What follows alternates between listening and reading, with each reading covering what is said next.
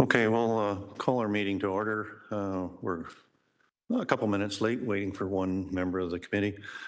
Um, I'd like to introduce our new member of the committee, Annika, and she comes from some agricultural background, and we welcome her to the committee. And so normally we start off with a roll call, and so I'll start off with Robert, Mel, Annika, and myself, Dale. Are there any members of the committee that have a conflict of interest with any applications today? Seeing none. Also, we need someone to move ratification of the minutes of the last meeting. So Mel, seconded by Robert. All in favor? None opposed. The first moved by Robert, seconded by Mel. Okay, and through the chair, I believe members, there's Sebastian and Donna are not going to be here today, and Nick, he's not here, but we're going to reach out and just see if he's coming or not. Okay. Okay. I believe our first application is to be heard at 9:40 a.m. So we'll wait till then. Okay. Yeah.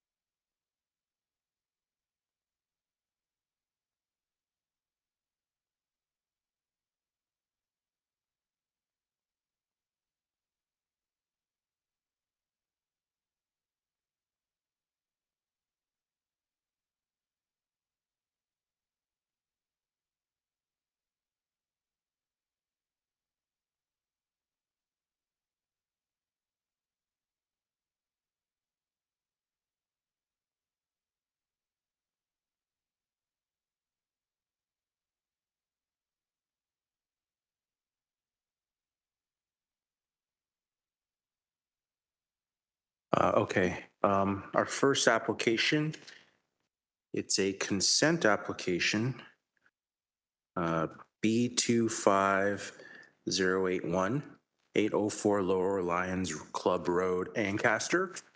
The owners are E. Bulchek and J. Bulchek. Apologize if I mispronounced your name. And the purchaser is Bruce Trail Conservancy. Are there any members of the public who wish to speak on this application? Okay. Seeing none, I'll ask the applicant or agent to please step forward. Please provide your name and address, and you'll have 5 minutes to speak. Thank you. Good morning. My name is Joel Swaggerman with the Bruce Trail Conservancy at 55 Head Street in Dundas. As you may recall, we were here last month and we deferred this application, but we're pleased to see the changes in the report, and we have no further request as far as the report is concerned, but we would request that condition number 4 be waived as per our previous application as well.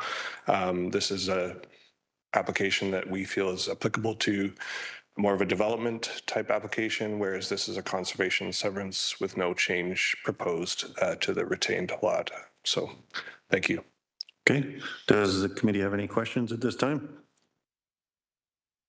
So your request for the condition number 4 to be waived? Correct, yes. Okay. Committee's okay with that. If you want to make a motion, Robert? I'll make a motion to approve it with the exclusion of number 4, Okay. and to so include the remaining conditions and the notes Okay. included. Is there a seconder? Mel, all in favor? Opposed? Seeing none. Motion carried. Application approved. Thank you.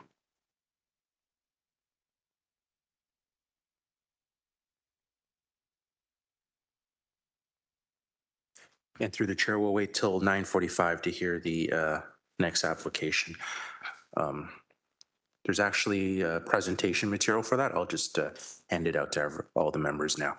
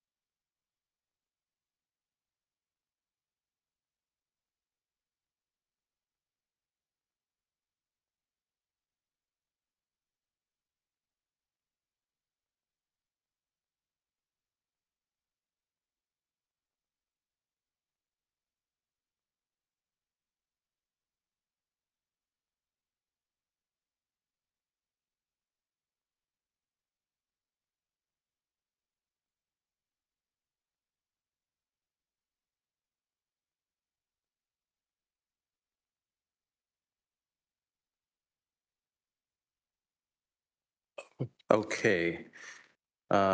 Moving on, next we have a minor variance application, A25280, 72 Holmes Avenue, Hamilton. Applicant is Miko Urban Consulting Incorporated, P. Chi, and owners are P and S Seguro. Are there any members of the public who wish to speak on this application? Okay. Seeing none, I'll ask the applicant or agent to please step forward, provide your name and address, and you have 5 minutes to speak. Thank you. Good morning, Mr. Chair, members of committee. My name is Peter Chi of Miko Urban Consulting. We are the agents for Paul and Susan Seguero, the owners of the subject property. This application is requesting for two variances. Variance one, which is a deck that may to allow a deck to encroach into a rear yard of a maximum of 2.2 meters instead of the maximum permitted 1.5 meters, and variance two, which is to allow a fire escape or exterior staircase to encroach into the required rear yard to a maximum of 2.2 instead of the maximum permitted 1.5. The reason for these variances is to allow my clients to create another additional dwelling unit as permitted, as allowed by the zoning bylaw. And while he was doing that, the building department says that he needs a second means of egress. Hence, that's why the encroachment is required.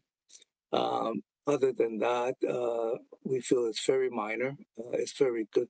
It's appropriate for the location to create another additional land use.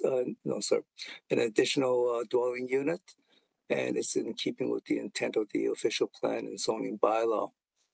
If the committee has any questions, I'm more than pleased to answer. Okay, thank you. Does the committee have any questions at this time? Is there a motion? Mel? I'll make a motion to do with the conditions, with the notes. Okay, seconder? Bob, all in favor? Opposed?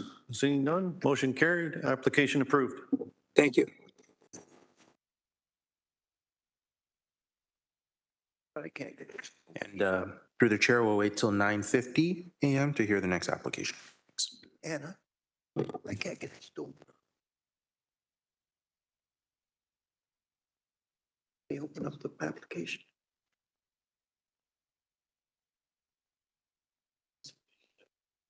Yeah, I've been wrong.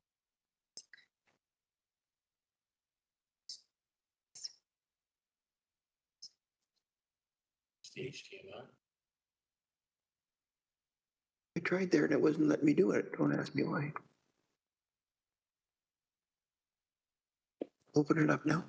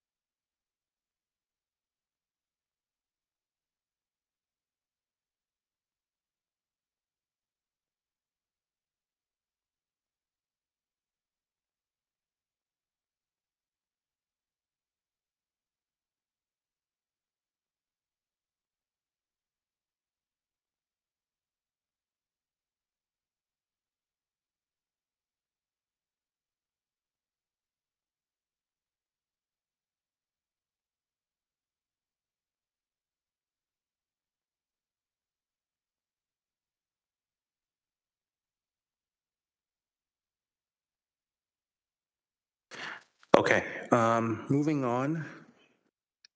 we have a minor variance application, A25249. uh, Oh, 231.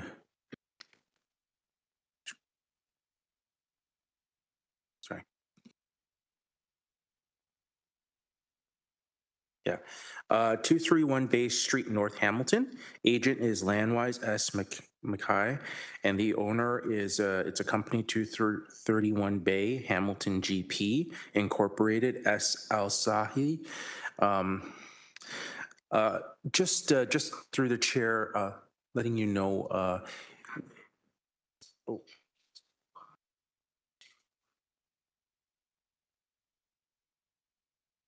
sorry.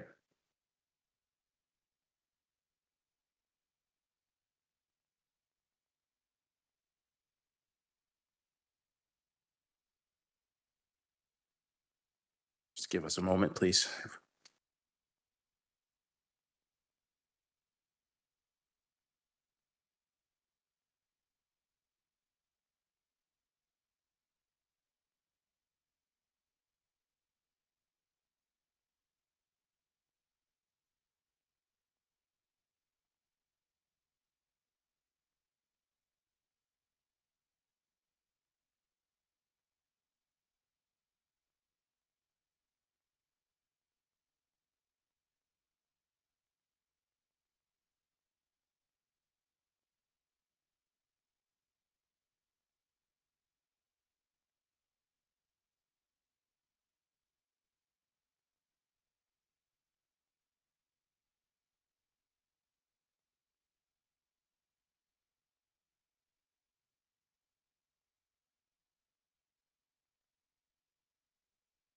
Okay, apologies, everyone. I think it's just a technical issue. Yeah, we'll just resume now. We have a minor variance application, A25249, 231 Bay Street North, Hamilton, agent Landwise S. Mackay. The owner is a company, 231 Bay, Hamilton GP Incorporated, S. L. Sahli. Apologize if I mispronounced the name. Through the chair, I believe and this is also for any members of the public here, I believe the applicant is going to be requesting to table the application. Is the agent or applicant here? Do you want to? They present? Oh, I believe the planning staff want to speak, if that's okay. Through the chair, I'm not sure if anyone from Landwise is in attendance, but we did receive email correspondence from the applicant team agreeing to table the application so we could work through the wording of the minor variance they're requesting. And one other thing, and the application will be put on the agenda for February the 12th. Okay, and that was Jennifer Caterino, the development planning staff. Yes. So just letting staff. Okay. Yeah, it's Is there a motion for table application? Robert, seconded by Mal. All in favor of table? Opposed, seeing none, motion carried, application tabled. And we, through the chair, we will notify the applicant or agent about this, and then how letting them know the next steps and how to proceed. Just to note, if there's any members of the public here, as you just heard, the application was tabled or it's been deferred, and it is currently scheduled for the next Committee of Adjustment hearing, which is February the 12th next month. If we don't already have your information, please contact us. Please let us know through email, cofa@hamilton.ca, just so we have your information and ensure that we notify you on any updates relating to this application. Okay, thank you. And we will wait till 9:55 to hear the next application.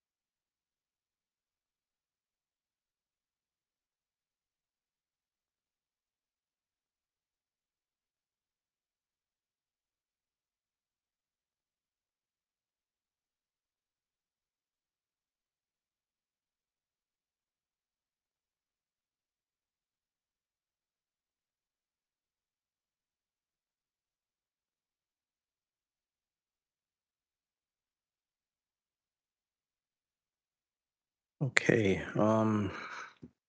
next we have a minor variance application.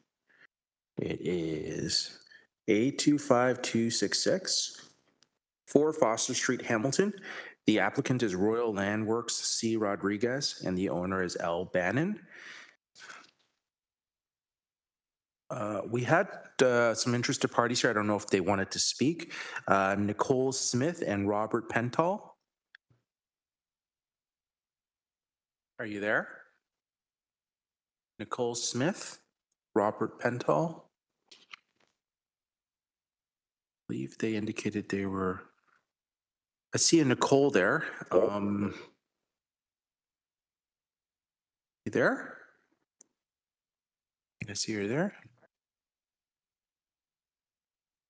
Can you hear us? No, we can't hear your audio though. That's strange. I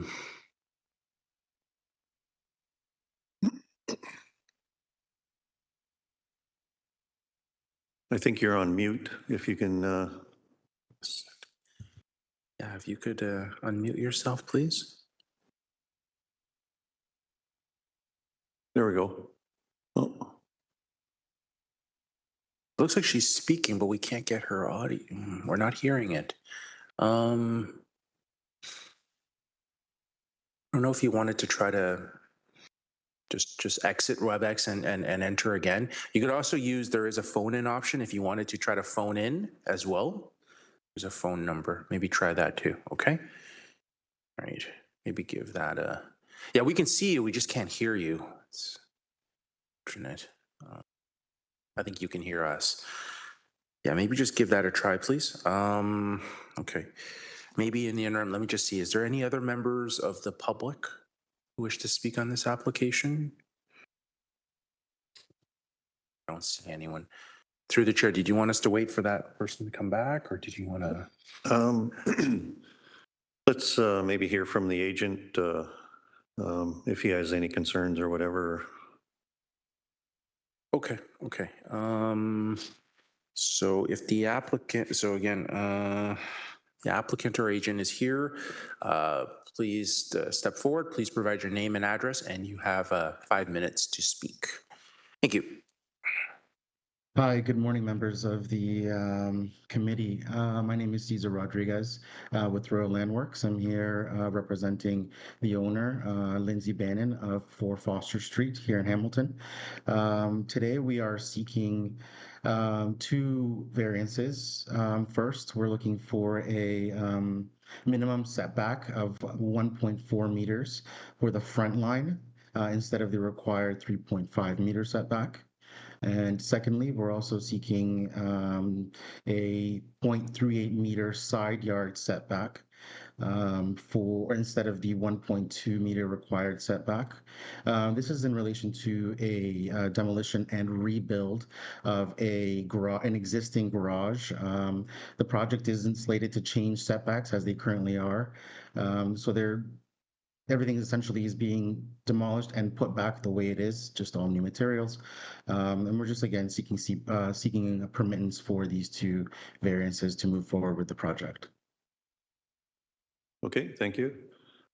Did we have a chance to get Nicole back? Yeah, through the chair. I believe I saw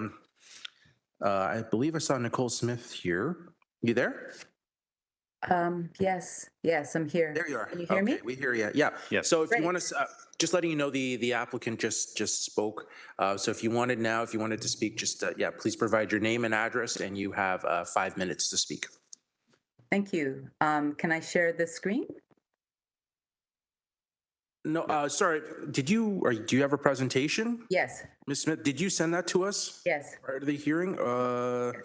I believe I have it. Yeah, let me put that up. I have it here. I'll put it up for you. Thank you. Okay. Yeah, just provide your name and address as well, please. Yes, my name is Nicole Smith. My address is 6 Foster Street.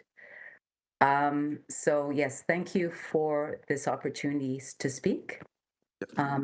Sorry, So just give me a just wait. moment. Let me just load your presentation here, okay? Thank Give you. me a moment.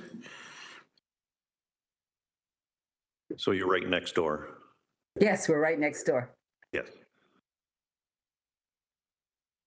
Yes, Should be. thank you. Yeah, thanks. Go ahead. So before I start, I would like to thank the city and the Committee of Adjustments for this opportunity for us to provide our feedback. Especially, I want to thank Justin because your conversation with us yesterday was very helpful to give us some context about your committee. As the owners of the adjacent property at 6 Foster, my husband and I have some uncertainties about the application of what appears to be a simple replacement of the garage. Comparing the architectural drawings of the existing garage with those of the proposed, it is unclear that they have the room to do what they are planning. Moreover, if the applicant is given permission to go ahead, we believe the structural changes will adversely affect our property if alterations to the bid are not made. The first thing we need to explain is that there are only inches between our driveway garage foundation and the area of proposed construction.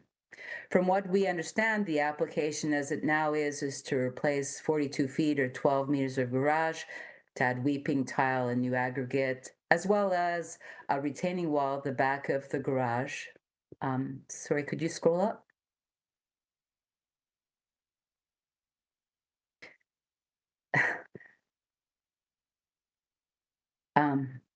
Here? Okay, yeah, there was a bit in between.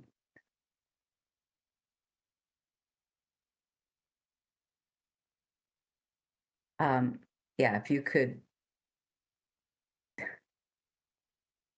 Tell me when to stop. yeah, just keep going. Yeah, a little bit more. Okay, good. So thank you. Yeah, no, it's good. Yeah, thanks. So to achieve this replacement, the owner and contractor have advised us that they will have to dig below part of our property, i.e. our driveway. However, what has not been made clear in the application is that in order to achieve these goals, it seems to require them digging up 42 feet or 12 meters of our property to an undisclosed depth and possibly adversely impacting our foundation in the process. So we believe the application, if accepted in its present form as submitted to the Committee of Adjustments, could potentially impact the integrity of our property, our foundation, access to our home, and our drainage lines, such as water and sewage lines. None of this is mentioned in the plans. Specifically, putting in the new weeping tile and garage wall means significant digging into our property. As far as we can tell, the depth would be at least 6 feet down and 12 feet in length.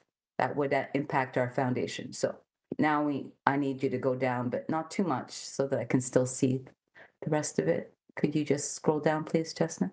Thank you. Okay, so if we could just go to page 2, basically now with the image. Thank you. Furthermore, an area of very large amount of digging is near a retaining wall. You can see that in the picture. This wall borders our property along our driveway. It is very unlikely it was built for aesthetics. We have been given no assurance that it will not be undermined by the process. These elements combined cause us concern, as we believe they will almost certainly impact the structural and foundational stability of our property as well as its grade. To conclude, we have always tried to be good neighbors, and we hope to see the new garage and deck built soon.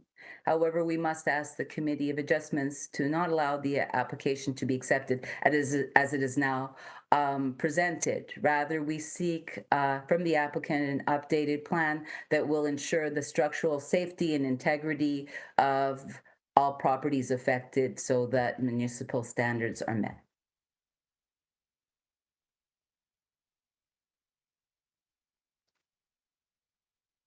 Is that the end of your presentation? Yes. Yes. So the building that we see there in the, I guess on the right-hand side, the stone building, is that your house or your garage? So what you see on the right-hand side of the first picture that you were looking at as I was finishing up is their garage as it now exists. Okay. And then you saw our driveway, and the red car parked in is our car. So, and then you saw the wall between and the very small amount of space Okay. So your house was on the left-hand side of that picture? The house was on the left-hand side, theirs was on the right-hand, because we're looking from that was the view from the street up. Justin, can you put that picture back up again? There's another picture from the street down if you wanted to look at that. You just have to scroll down.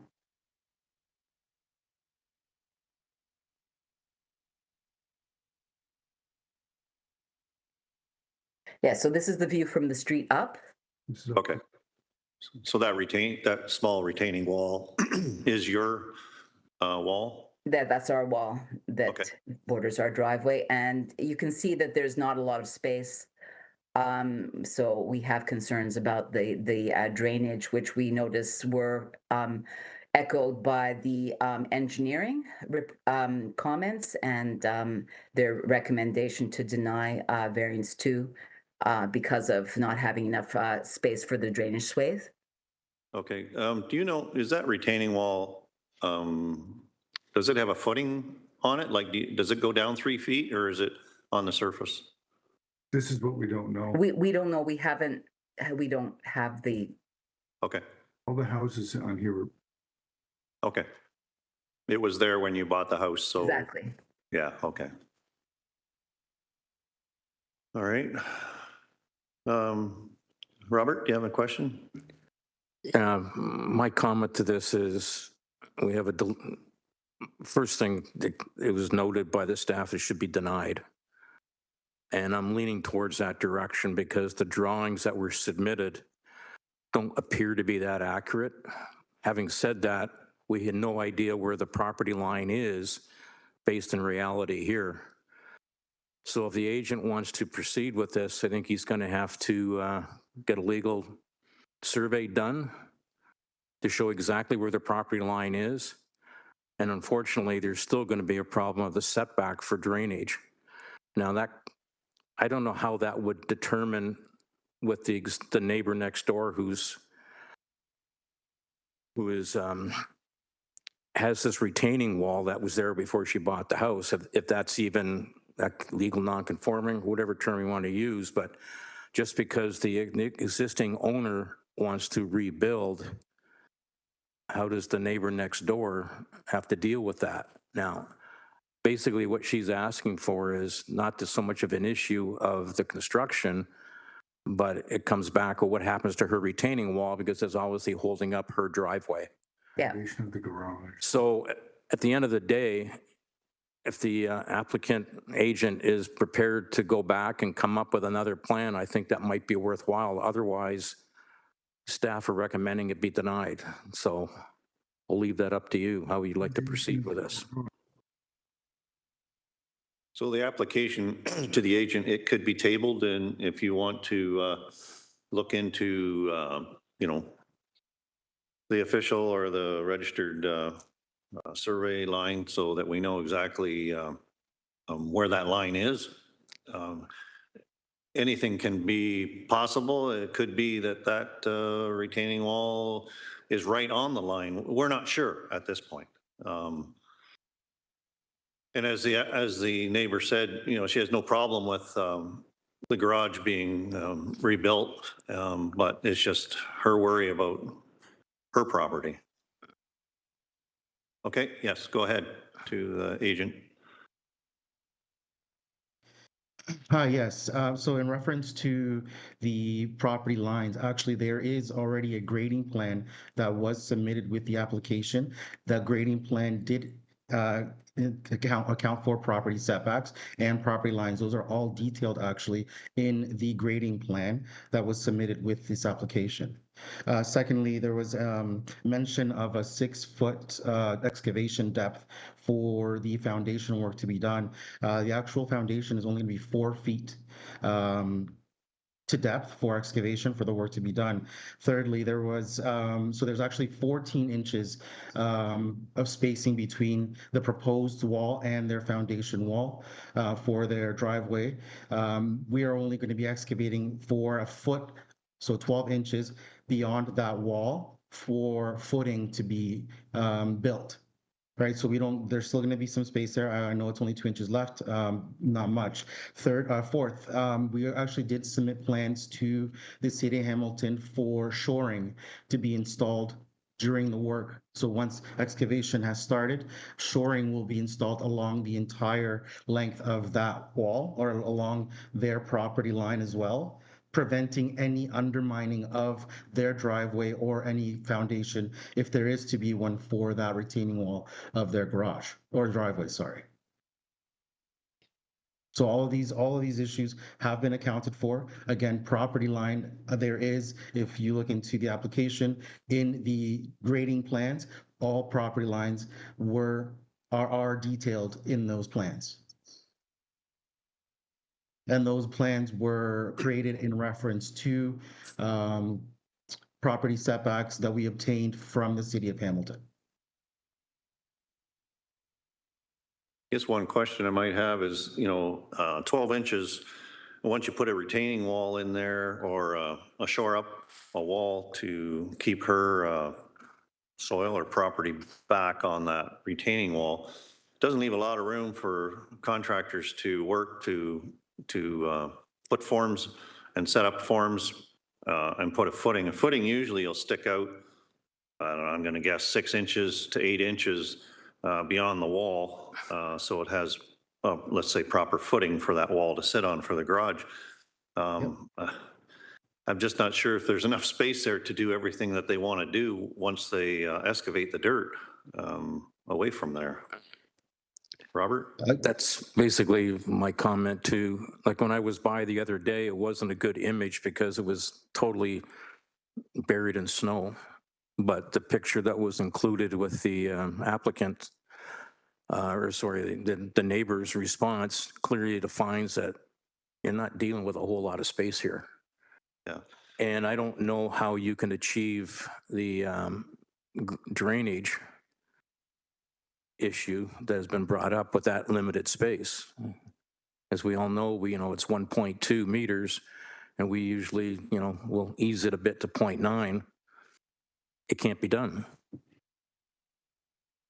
And I realize that you're replacing what's there, but once you take down 100% of the structure, now you have to qualify or justify the new variances or the distances. Yeah.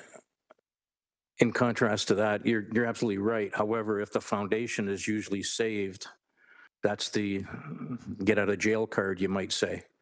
But in this case here, is that foundation to meet code today? Will it support the weight of the new garage, the deck that's on top of the garage, et cetera, et cetera? So I think the applicant should decide to table this and come back with some more specifically detailed plans that also includes the how you're going to deal with the retaining wall on the neighbor's property. I'm not going to say the retaining wall on neighbor's property is legal, but it's there. It's got to be dealt with. Otherwise, I don't know where this is going to go, but that would be my strong suggestion. And I just went through the application and I did not see a grading plan, but anyway, I might make a motion to, well, I can't make a motion because you need to decide whether you want to table it or not. If you table it, that's great. If not, we'll follow the staff recommendations. I mean, aside from shoring, that again, plans were submitted for that. If I can share my screen, I can also show you the grading plans that we have. Again, they were legal submitted. They're engineered as well, that were submitted for this application. So I'm not sure why you don't have access to them, but we did submit grading plans, again, detailing property lines and all that. Again, the plan was that shoring was to be installed during excavation to prevent, again, any undermining of that foundation if there is one for that retaining wall. Aside from that, really, I mean, like you had mentioned earlier, we don't know what the condition is of the existing foundation. If we're to go based on the look of that wall, for the garage that we're looking to demolish, it's already in disrepair. It's starting to fall. It's starting to cave into the property itself. So we don't even know how long that wall is actually going to hold up. We're hoping to push this through so that, you know, that there isn't actually any other further damage to anybody's property, whether if that wall were to collapse, for instance, or cave in, I'm sure that in itself would probably cause some damage to the neighboring property as well. Right. So that being said, I mean, we're looking to do this in a manner that's going to prevent any damage to any property. So again, shoring, aside from shoring, I don't really know. I guess we can look into what other options we have, but I can't say that. I mean, hopefully we can take down that wall and the foundation is good, but we don't know that until we excavate. Right. So at this point, I guess, sure, I guess we can table the application and we'll see what other options we have. But I think we've presented everything that we can for detail or for information regarding this project. Does planning have any comments on this application? Through the chair, Anthony Mancini, Planning Technician 1. Staff are supportive of tabling the application to address the applicant and committee's concerns. So given that, you know, we can table it but you're going to have to come back with some very detailed actual findings of how you're going to deal with the retaining wall of the neighbor's property, and then of course the foundation from the existing garage is being removed. I think you're very fortunate right now to have a neighbor next door who's willing to, quote unquote, allow a garage there. But the question is how you're going to get it in, and that's the biggest thing right now in my mind.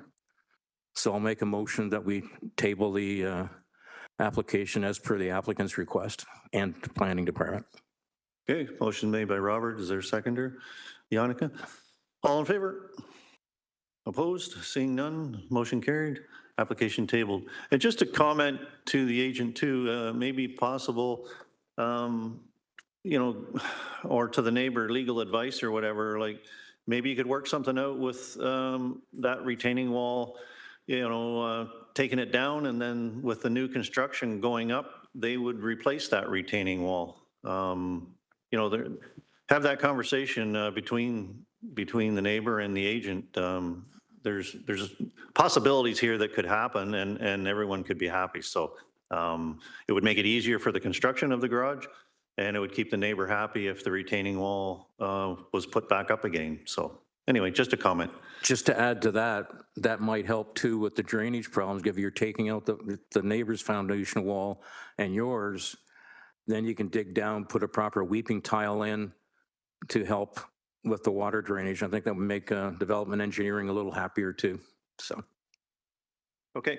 Thank you. Thank And you. through the chair, to the applicant or agent, we will be notifying you further after the hearing in terms of how to proceed. And of course, to the residents here, I believe we have your contact information on record. When there is any update on the application, we will let you know. Thank you.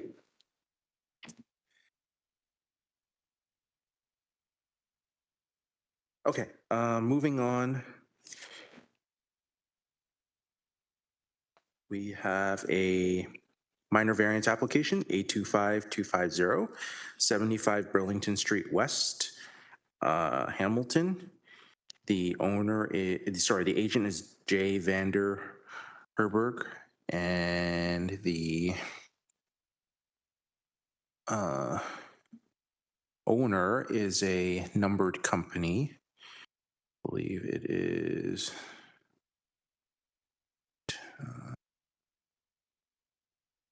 Yeah, it's 100090747 care of Timothy Koch. Are there any? Just take a look here. Are there any members of the public who wish to speak on this application? Okay.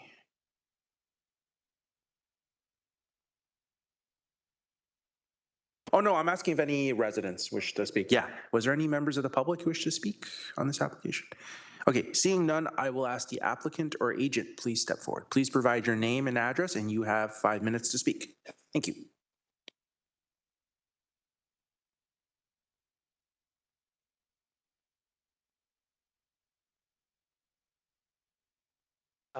My name is Tim Leslie. I'm one of the owners of the company that is building these properties.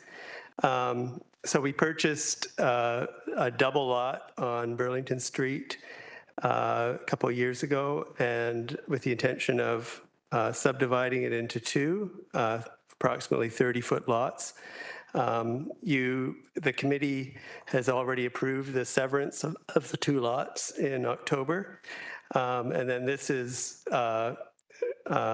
application is to permit the construction of two-family dwellings on each lot. And the plans have already been submitted. So in order to build the structures that we've designed, we need a couple of variances. One is to reduce the minimum side lot width to 1.2 meters, permitted for a structure over 2.5 stories or 11 meters in height, which is the requirement, the height requirement that's allowed, but we're just asking for 1.2 meters instead of 2.7 meters with a 3-story structure. The second one is a minimum lot width of 9.1 meters, an area of 4.5 square meters, permitted for a two-family dwelling instead of the minimum required lot width of 18 meters and 540 square meters. And then the third one is a balcony a terrace that we're putting in front of the building to encroach 1.14 meters instead of a maximum 1 meter, and then one parking spot instead of the minimum 2 parking spots required. And I think the city staff have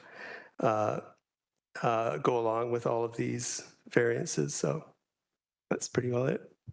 Okay. Does the committee have any questions on this application? Mel? Yeah, I've seen that the planning is all in favor of this, and I'll make a motion to approve it with the notes. Okay, motion made by Mel, seconded by Yannicka. All in favor? Opposed? Seeing none, motion carried, application approved. Thank you very much. Sorry, just to the owner, just to confirm, your company, I think we did contact you earlier. Is it Ontario Incorporated or Canada? Yeah. It's Ontario Incorporated. Okay. I believe so, Yeah. yeah. So 10009074773 Ontario Incorporated. Okay. Thank you. Thank you.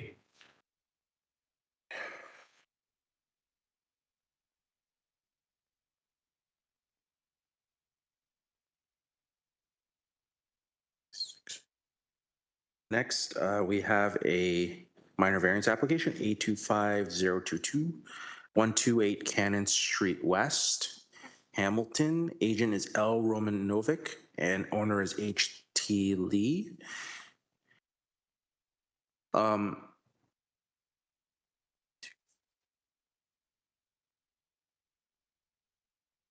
believe we have an interested party. I don't know if they wish to speak or not. Dario Pacini. There. Okay. Are there any other members of the public here wish to speak on this application? Okay, seeing none, I'll ask the applicant or agent, please step forward. Please provide your name and address, and you have 5 minutes to speak. Thank you.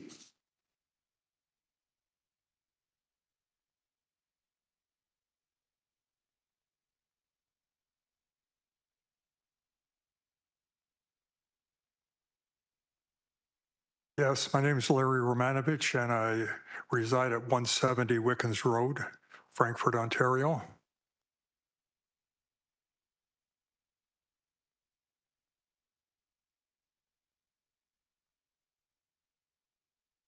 Oh, sorry, just through the, did you have a presentation or did you have any? Oh, no, apparently with the comments from the staff, David Bonaventura from the planning department has recommended that the application be tabled so that we can talk to the department. I actually have talked to David, and he's going to be setting up a meeting after this is tabled. And he said that this would be put onto maybe the next agenda. Okay, And he just said I'd have to be here to agree to that. okay, so you're agreeable to tabling? Yes, I am. Okay, is there a motion for table? Make a motion to table the application. Robert? Yannicka, second. All in favor? Opposed, if any? Seeing none, motion carried, application tabled. Okay, thanks very much. Have a And nice day. yeah, to the applicant, we'll be in contact with you shortly about next steps and how to Okay, proceed. Thanks. Thanks. Nice day.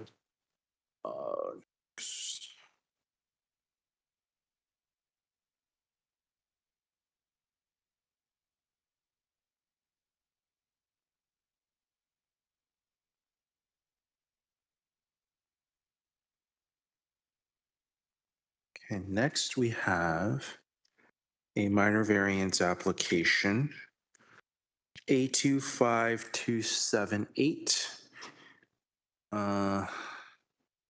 45 Tisdale Street North, Hamilton. Agent is C. Campanella.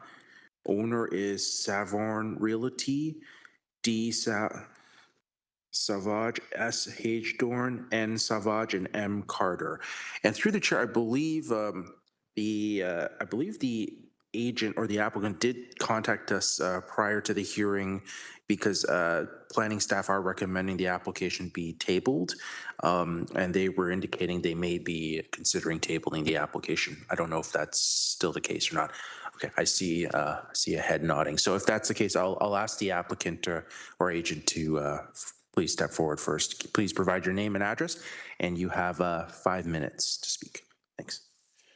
Good morning, all. My name is Christopher Campanella, and I work for Waddell Engineering. The address is 119 Pine Bush Road in Cambridge. Our minor variance is for 2 items. We're seeking relief of a side yard setback from 1.2 meters to 0.7 meters. And we are asking for permission to add 3 additional dwelling units to 1/2 of a semi-detached dwelling. So yeah, based on staff's comments, they are recommending we table this for a later meeting. But I wouldn't be opposed to hearing the council's opinions on this at this time, if that's all right. Sorry, just through the chair, if you are requesting to table the application, typically there wouldn't be a discussion by the committee. It's only if you were intending to proceed with the application, there would be a discussion. Gotcha. Okay, understood. Yeah. So did you want to proceed now, or did you? No, I think based on staff recommendations, we would like to table to a later date. Okay. Okay, is there a motion for table? I'll move for table. Mel, seconded by Yannicka. All in favor? Opposed, if any? Seeing none, motion carried, application tabled. And thank you to the applicant or agent. The staff will be in touch with you shortly about next steps in terms of how to proceed. And just in case if there's any members of the public here for this application, the application's been tabled or it's been deferred. If you wish to be notified on any updates, you should contact us and let us know. You can contact us by email, cofa@hamilton.ca. Okay, thank you.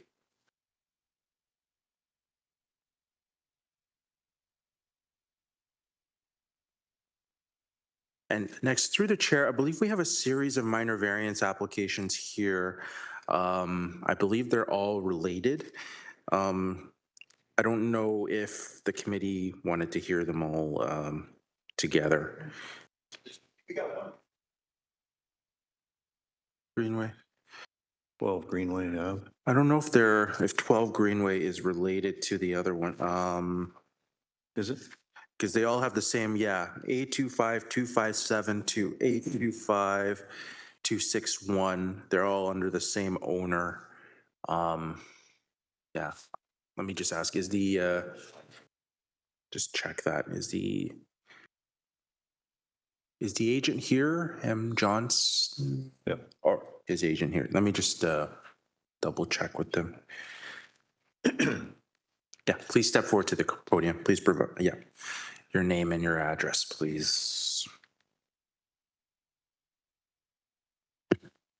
Thank you. Good morning, Mr. Chair and members of the committee. My name is Stefano Rosatone, planner at Urban Solutions, and here on behalf of the registered owner of the lands at 12 Greenaway Avenue, 573 Wilson Street, and 575 A, B, and C Wilson Street. As Justin noted, it would be okay if these are heard together, if that's all right with you all. Yeah, that's okay through the, okay, so I'll just indicate them here. So it's a series of minor variance applications here. So it's A25257, 12 Greenway Avenue, Hamilton. A25258, 573 Wilson Street, Hamilton. A25259, 575A Wilson Street, Hamilton. A25260, 575B Wilson Street, Hamilton. And A25261, 575C Wilson Street, Hamilton. And they all have the same agent, which is Urban Solutions Planning and Land Development Consultants Incorporated, M. Johnston. And the owner is a company, Cello Residential Incorporated, R. Kotar. Are there any members of the public who wish to speak on this application? On these applications? Sorry. There is? Oh, please step forward. Please provide your name and address, and you have 5 minutes to speak. After you speak, if you can fill out an interested party form, it's just behind you, behind the podium there, and just leave it there. That'd be appreciated. Thanks.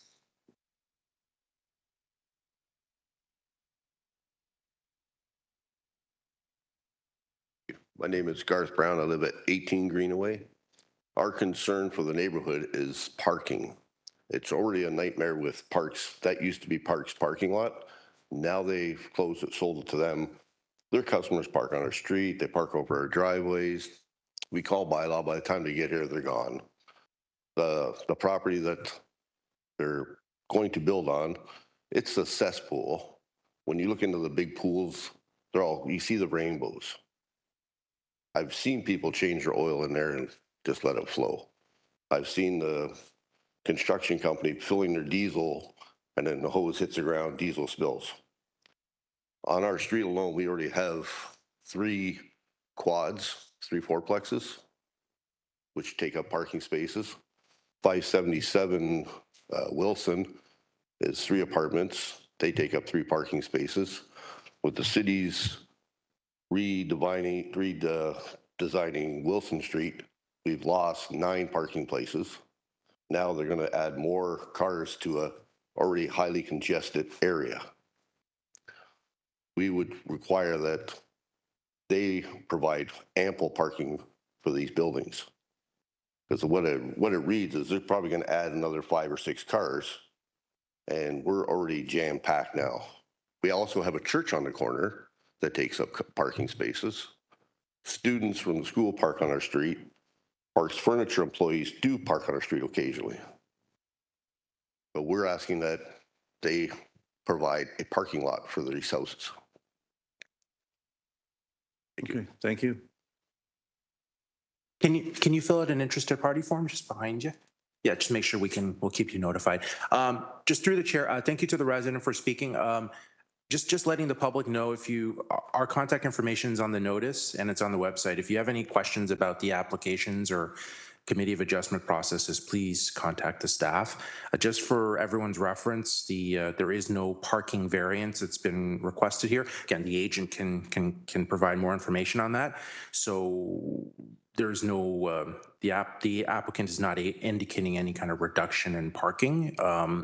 Unless I'm mistaken, it appears they would comply with our parking bylaw requirements. Other issues in terms of any kind of property standards or any kind of, kind of other things that are going on the site, typically those are not assessed as part of this minor variance process or through the committee of adjustment. If you require any kind of information on that or any kind of enforcement action, please contact us. Again, our contact information is on the website. My business card is back there, and we can get you in touch with the appropriate staff. Okay. Is there any other members of the public who wish to speak?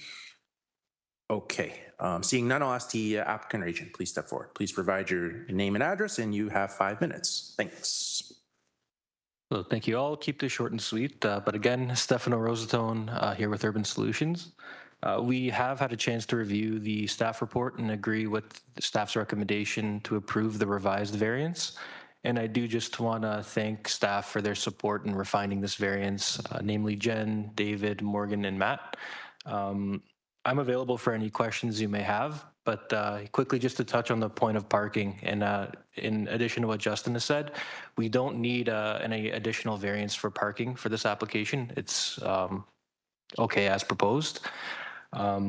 And that would really be it. Parking is evaluated by staff through this application, and if there were any concerns, that would have been highlighted. Thank you. Okay. Robert? Make a motion to combine all the applications and to approve them with the revised variance number 1 and the notes to be included on each individual application. Okay, seconded by Mal. All in favor? Opposed? Seeing none, motion carried. Applications approved. Thank you.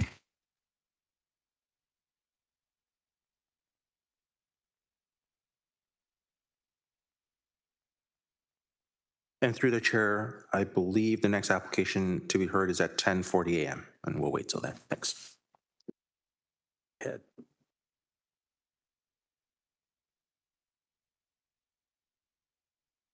Do we want to have a 10-minute break or? Oh, okay. All right.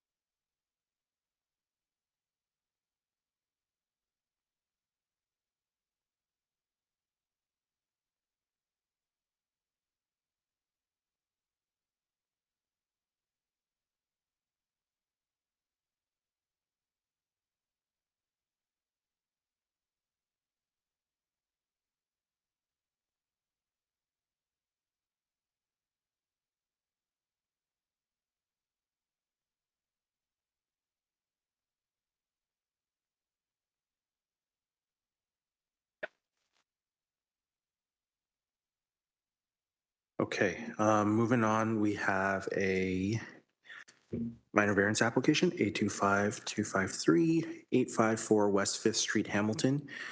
Agent is Urban Solutions Planning and Land Development Consultants Incorporated, M. Johnston, and the owner is Angros Enterprises Limited. Are there any members of the public who wish to speak on this application? Okay, seeing none, I'll ask the applicant or agent, please step forward. Please provide your name and address, and you have 5 minutes to speak. Thank you.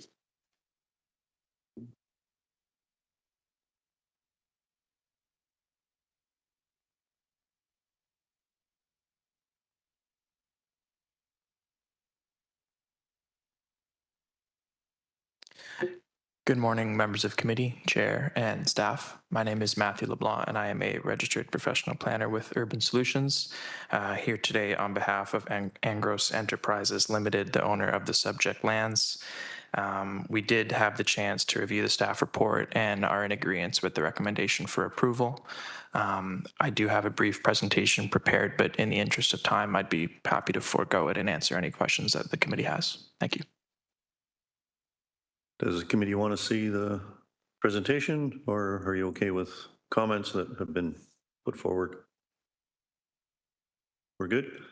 Okay, do you have any questions at all? If not, Mel?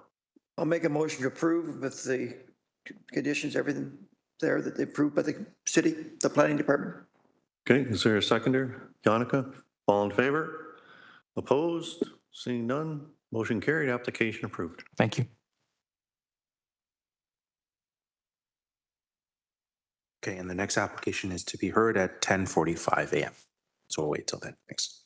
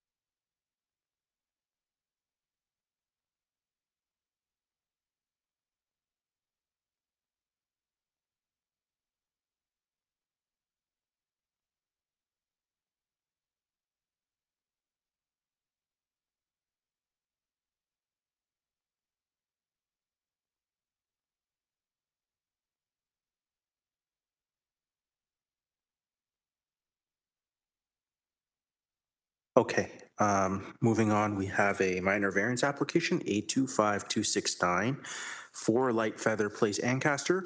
Agent is Urban Solutions Planning and Land Developments Consultants Incorporated, M. Johnston. Owners A. Hakimi. I believe we have some interested parties. I'm just going to see if they wanted to speak or not. Bin Hao. Is there a Bin Hao here? Okay, next, Jun Ru Chen. Jun Ru Chen. And then, okay, moving on, Johan Magonja. Apologize if I mispronounced your name. Johan Magonja. Okay. Is there any other members of the public who wish to speak on this application? Okay, seeing none, I'll ask the applicant or agent, please step forward. Please provide your name and address, and you have 5 minutes to speak. Thank you.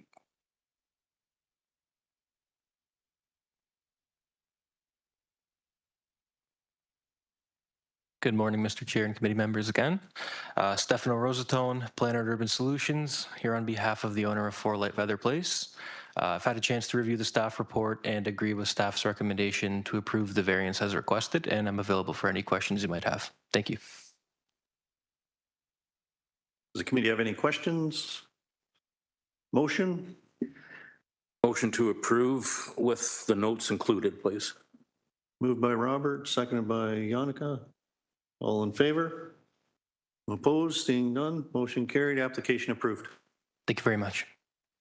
And through the chair, we have a scheduled break now, and we are to come back, return at 11:05 a.m. Okay, thank you.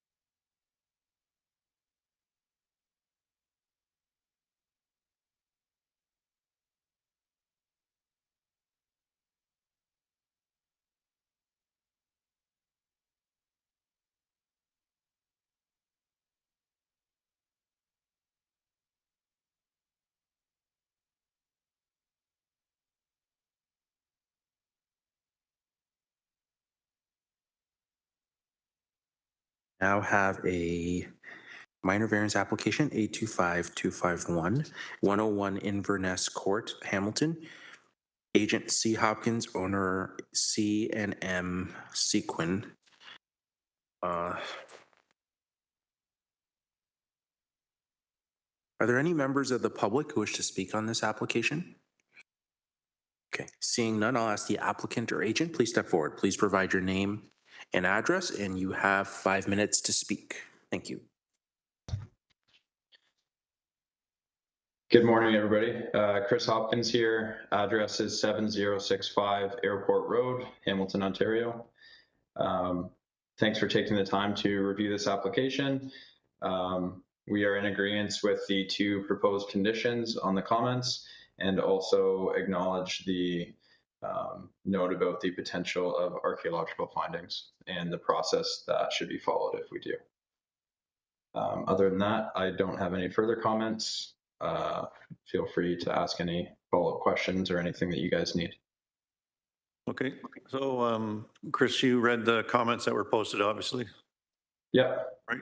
Are there trees that are going to be taken out? We don't currently have any plans to remove any trees. There are also no trees in the direct area where this proposed structure is going to go, but there are some larger trees on other parts of the property that we can certainly put forth a tree protection plan to submit. Okay, yeah, I just wondered with the, let me see now. Yeah, one of the variances, I didn't know whether you needed both variances if you're not going to be removing or excavating near a tree. Yeah, we don't plan to. Like I said, there's no trees within the direct area that this work is taking place. There are some on the perimeter of the property. We honestly have no problem submitting a tree protection plan if it's required. Okay. Okay. Committee, any questions or motion? Make a motion to approve the application with the proposed conditions and the proposed notes.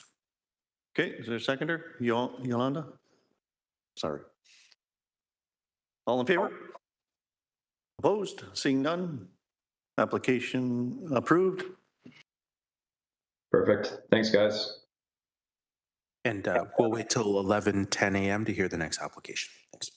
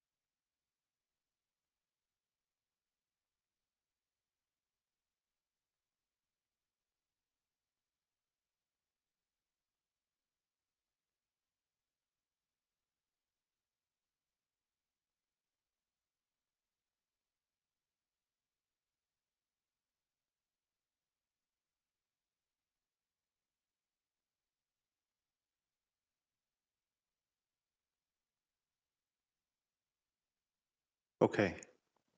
Moving on, we have a minor variance application, 825-209-151 Manning Avenue, Hamilton. Applicant is on the 6th Design D. Ray. Owner is Jay Irvin. Are there any members of the public who wish to speak on this application? Okay, seeing none, I'll ask the applicant or agent, please step forward. Please provide your name and address, and you have 5 minutes to speak. Thank you.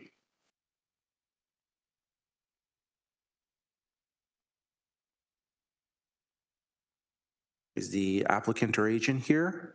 151 Manning Avenue on the 6th Design? Or Jay Irvin? I see his name up there, Dave. Okay, let's just take. Yes, Dave Ray, are you there? Did you want to unmute yourself? Okay. We could try to contact him. He was there. Yeah, I see him there. Maybe we could try to contact him.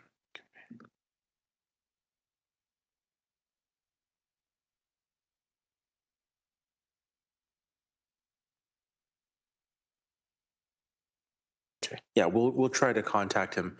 Through the chair, did you want us to wait for him to connect for this application, or? He's there. I don't know if he maybe stepped away, or maybe there could be some technical issue. Yeah, we're trying to get in touch with him.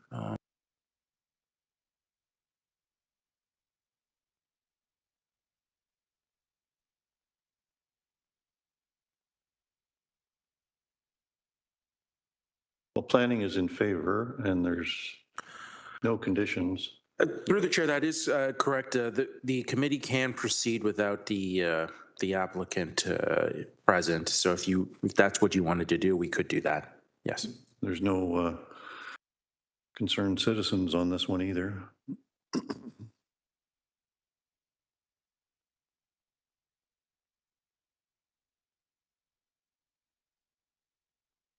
What's the wishes of the committee? Do you want to wait and see if he can, oh, there we go. Welcome. Welcome. I do apologize, Chair and committee. My computer decided to freeze, so I had to jump on my phone. If you could give your name and address, please, and you have 5 minutes to speak. Thank you. Certainly. Name is David Ray. I'm here on behalf of the Manning job. Address 502 Birch Road, Brandon, Ontario, Mount Pleasant. I've read the comments. I've had discussions with planning and everything since our last meeting, and I think we've come to a conclusion and a solution, and I'm accepting to everything. Okay. Does the committee have any questions on this application? Mel? No question, but I'm glad to see if we got planning, got it straightened out in the last meeting because it was tabled. So I'm making a motion to approve with an. Okay, moved by Mel, seconded by Robert. All in favor? Opposed? Seeing none, motion carried, application approved. Thank you very much. And our next application to be heard is at 11:15 a.m. We'll wait till then. Thanks.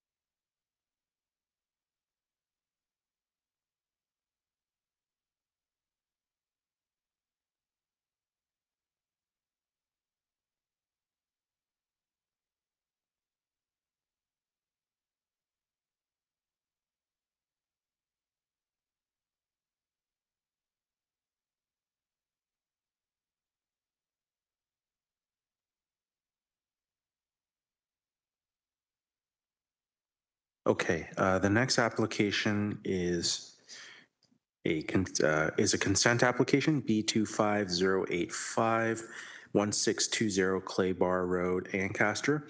Agent is Battery Management P. Demzak, and the owner is Clay Bar Road Holdings Incorporated, D. Marion. So it's a company. Are there any members of the public who wish to speak on this application? Seeing none, I'll ask the applicant or agent, please step forward. Please provide your name and address, and you have 5 minutes to speak. Thank you. Good morning, members of the committee. My name is Paul Demchek with Patory Planning and Management. I'm here on behalf of the applicant for 1620 Clay Bar Road. Just very briefly, this is an application for a lot line adjustment. This application was actually previously approved just a couple of years ago through the City of Hamilton, and we are essentially reapplying for the application because it did expire in November of 2025. So it's the identical application being proposed. We have had an opportunity to obviously review the consent conditions provided by the city. We have no concerns or comments on those. And I'm before the committee should there be any questions. Thank you very much. Okay, thank you. Does the committee have any questions on this application? Basically, to the staff on this one, there was a comment regarding an OLT decision. Is that been nullified, or is it because, as he stated, it expired November 25 and that's why he's back now? That was the staff. Sorry, through the chair. Jennifer Caterino, Area Planning Manager. The application essentially ended up at the OLT. A decision was made, and like consents that are approved here at the committee, there's a 2-year lapsing date. So the decision of the OLT with the conditions applied by the OLT has lapsed. So therefore, they have to start the process over again. So our comments are in line with the OLT decision. So this application in front of us today is no issues at all with the OLT then, because it's expired? Through the chair, that's correct. The OLT has not been involved with the application, so to speak, because we're starting fresh, starting at the beginning. I'll make a motion to approve with the conditions 1 through 8 and the notes. Okay, is there a seconder? Mel, all in favor? Opposed? Seeing none, motion carried, application approved. Thank you, members.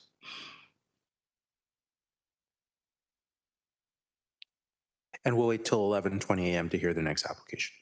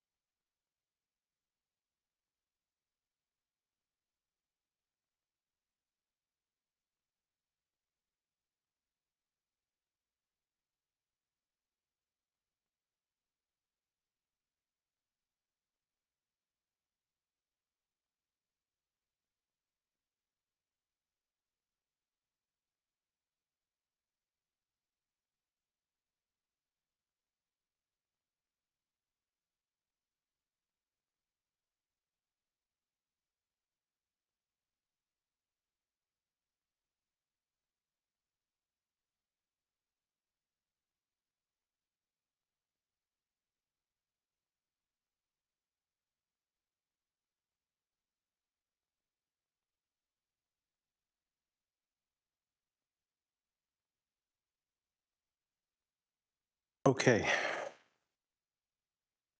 Next, we have a consent application, B25087, 117 Loudon Avenue, Ancaster. Owners are M. Harris and M. Harris. Is there any members of the public who wish to speak on this application? Okay, seeing none, I'll ask the applicant or agent, please step forward. Yeah, please provide your name and address, and you have 5 minutes to speak. Thanks.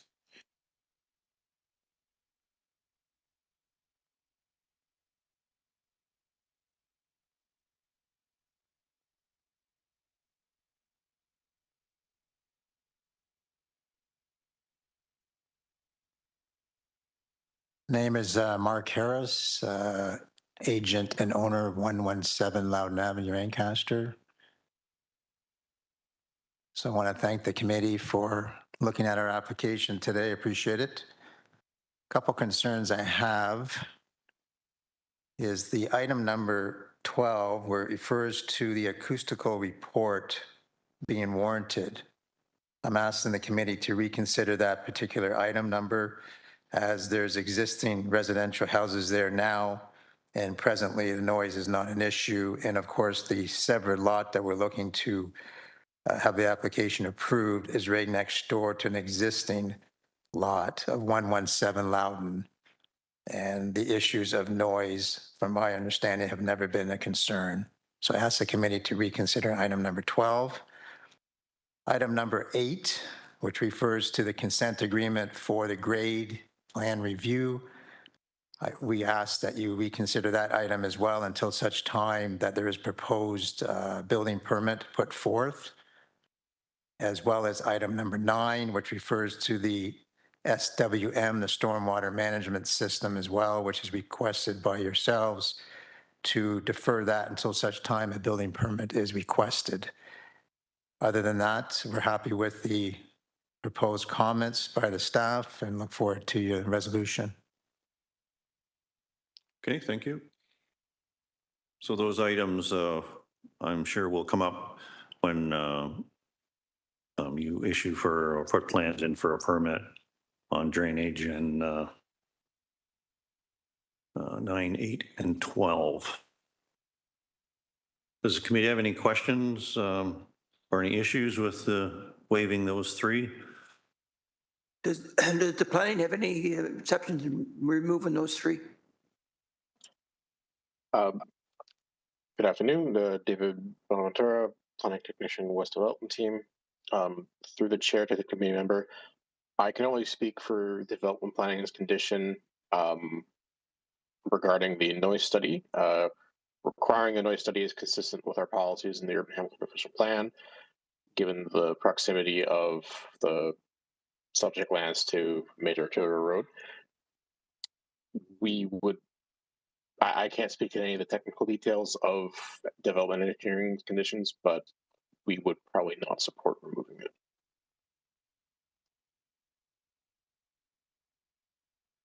Okay, well. In that case, I will make a motion to approve with conditions 12, 8, and 9 removed.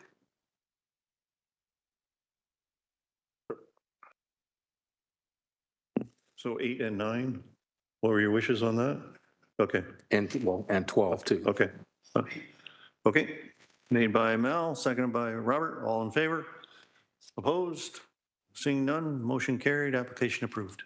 Thank you. Appreciate it.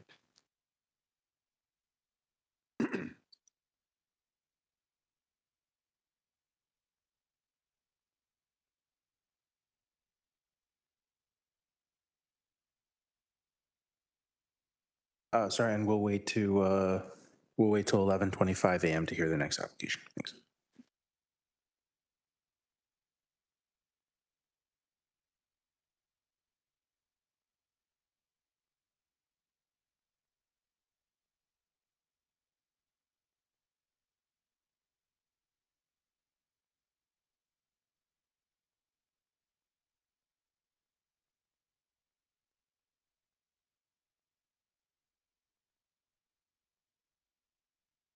Okay, next we have a consent application, B25089, 1738 Highway number 5 West, Flamborough. Agent is C. Van Berkel. Applicant is M. and V. Berkel, and then the owner is H. and E. Vander Meulen.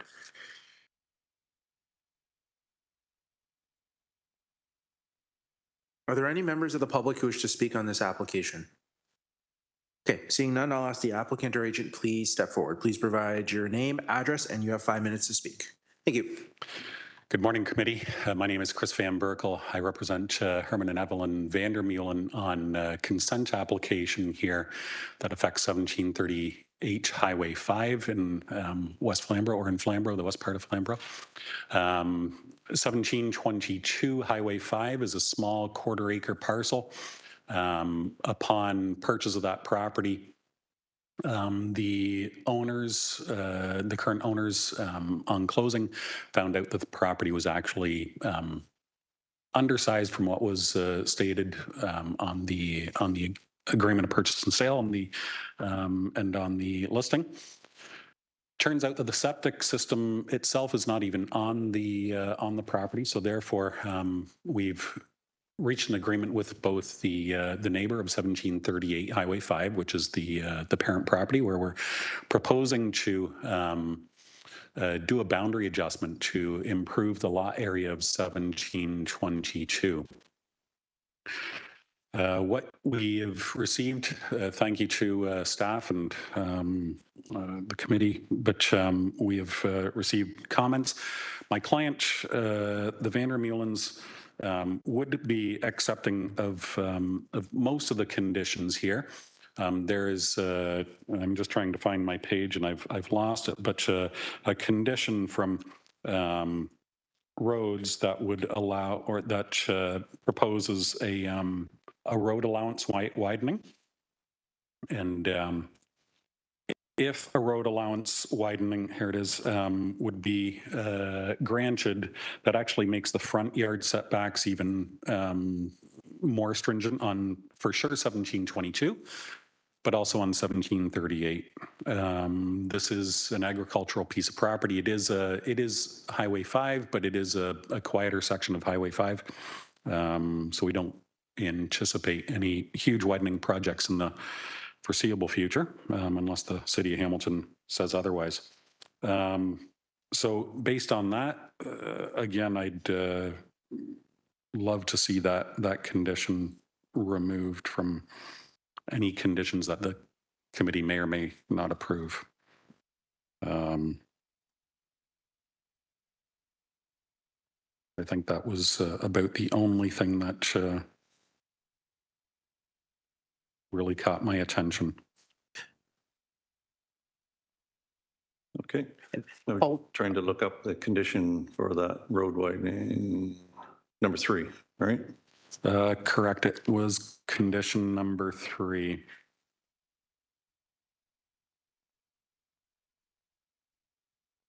While we're at it. I know this has come up a few times, and it's always the chance for the city to grab frontage for the future. I mean, my comments are, I have no problem with the frontage on the addition, but I do have a problem with grabbing free land. But it's up to the committee. Just sorry, through the chair, there is a related minor variance application, A25264, but it's I believe that there's a different agent for that one. Should these both be considered together, or? They are concurrent applications. Yeah. When I did meet with Mr. Bonaventura, who was just on the screen there, both of these lot sizes, the current zoning bylaw in an A2 setting would say that anything that's less than 40.4 hectare, I believe, or 100 acres is undersized. The parent property right now is 50 acres, 20 some odd hectare. Is 1738, that's the neighboring property, does it have additional property somewhere else, or is? 1738 has, so it has the block, there's another pin, but 1738 is its own 50-acre parcel. Okay. Yeah. That makes it clear. There is committee, there is another variance application for, and again, they are both concurrent applications. One is for my friend here. I'm not sure the file number, Mr. Lowe. Yeah, I'll just note it here if the committee wanted to handle them both together. So currently it's the consent application B25089, and then there is a related minor variance application, A25264. There, the agent is Zoltan, same address, and the agent is Zoltan Engineering, G. Vandermeulen, and the same owner is H. Vandermeulen. And again, if there's any members of the public, I don't know if anyone wanted to speak on that. Okay, just letting them know that this application and the consent application B25089 and this minor variance A25264, they will be considered together by the committee. Thanks. I see planning is on the screen. Do you have any comments on this application? David Bonaventura, through the chair to the committee. We're just looking at variance 1 is to deal with a separate issue, being the accessory structure within the P7 zone at the rear of the property. And variance 2 is related to the concurrent lot adjustment application that's also being considered. Staff, we don't have concerns in principle with the applications, but there are some discrepancies in the lot dimensions and sizes that we want to get sorted out to make sure that there's no future issues. For example, if right now variance 1 is written to permit a lot area of 19.83 hectares, but there's approximately a 1 hectare difference in size between what's stated between each application. And this potentially could require another variance application or a revisiting of the variance if it doesn't properly capture the actual size as a result of the severance or the lot addition, sorry. So we just want to make sure that everything is aligned properly before proceeding.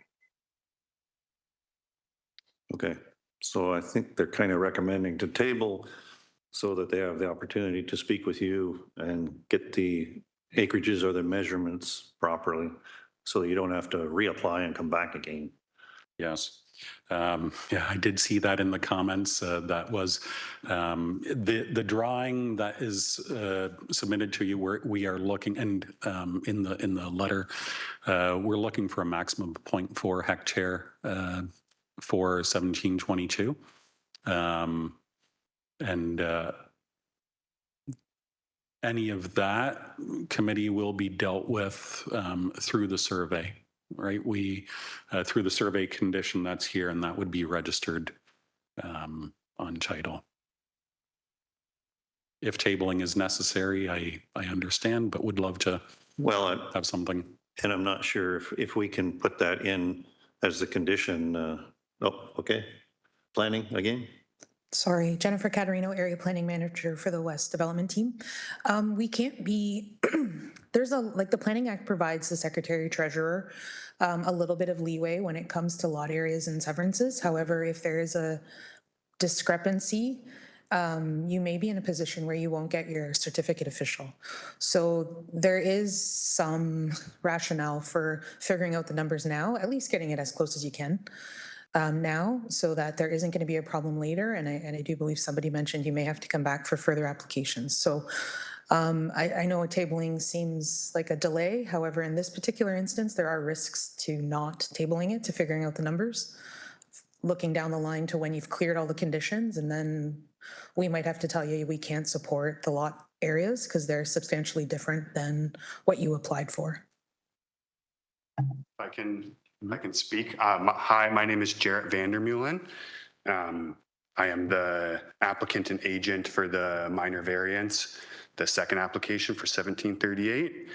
And I can speak to the lot areas. So there were, yes, there were a couple small typos in the consent application. However, the final lot size that we're applying for in the minor variance, 19.83 hectares, we're confident in that area. And that aligns with the drawings that were submitted.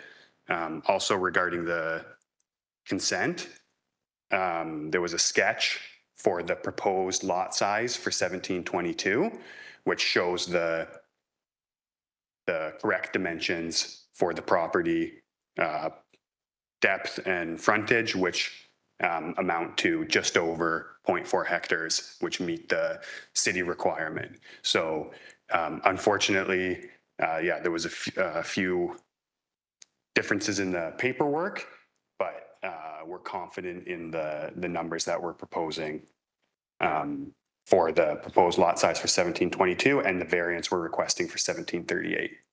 Okay.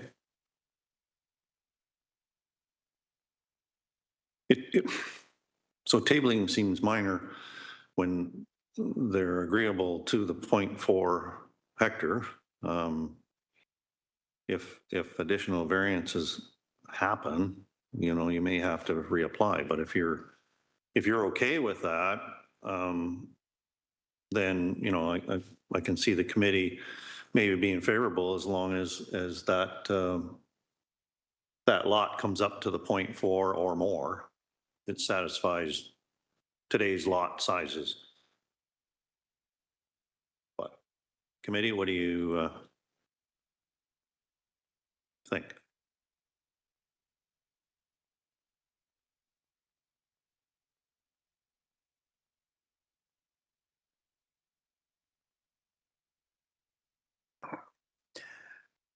If the planning department's in favor of going ahead with this without tabling, are you?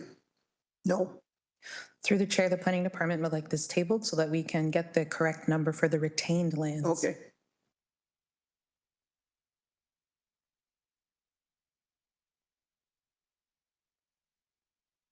After hearing the planning department, do we get, with the figures we got here are not compared to what you're saying? If you sat down with the planning department and got that all straightened out and come back, then it would be all straight and forward in front of us? Would you be willing to table it?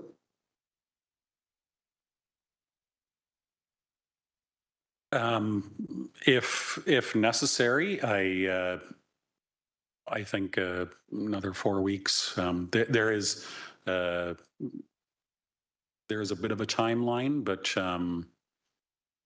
if this can be hammered out in the next couple of days and we're back here in a few weeks, then I can understand the committee's need to table. Yeah, I think that's what we're looking at, because what we're looking at here is different what you're telling us. So if we had it straight in front of us, I would appreciate that if you could.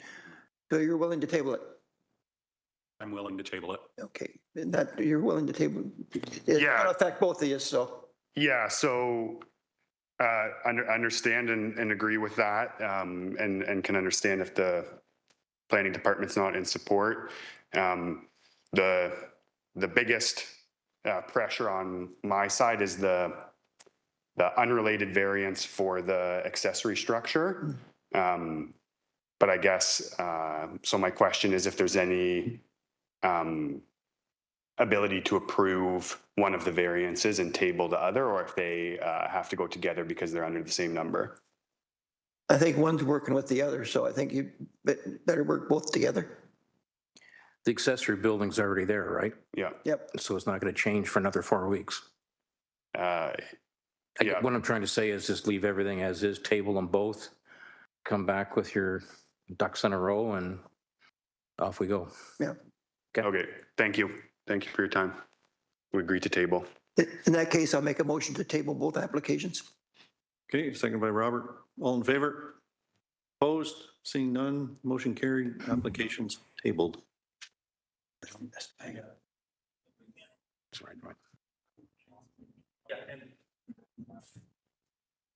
Yeah, and through the chair, just to the applicant and agent, staff will be in touch with you about next steps after the hearing. Thanks.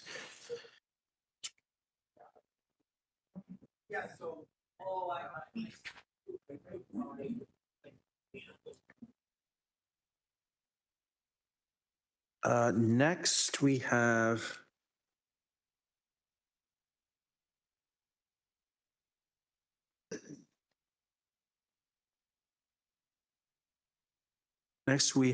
a minor variance application, A25254, 12 Marshborough Avenue, Flamborough. Agent D. Philippus Design Incorporated, J.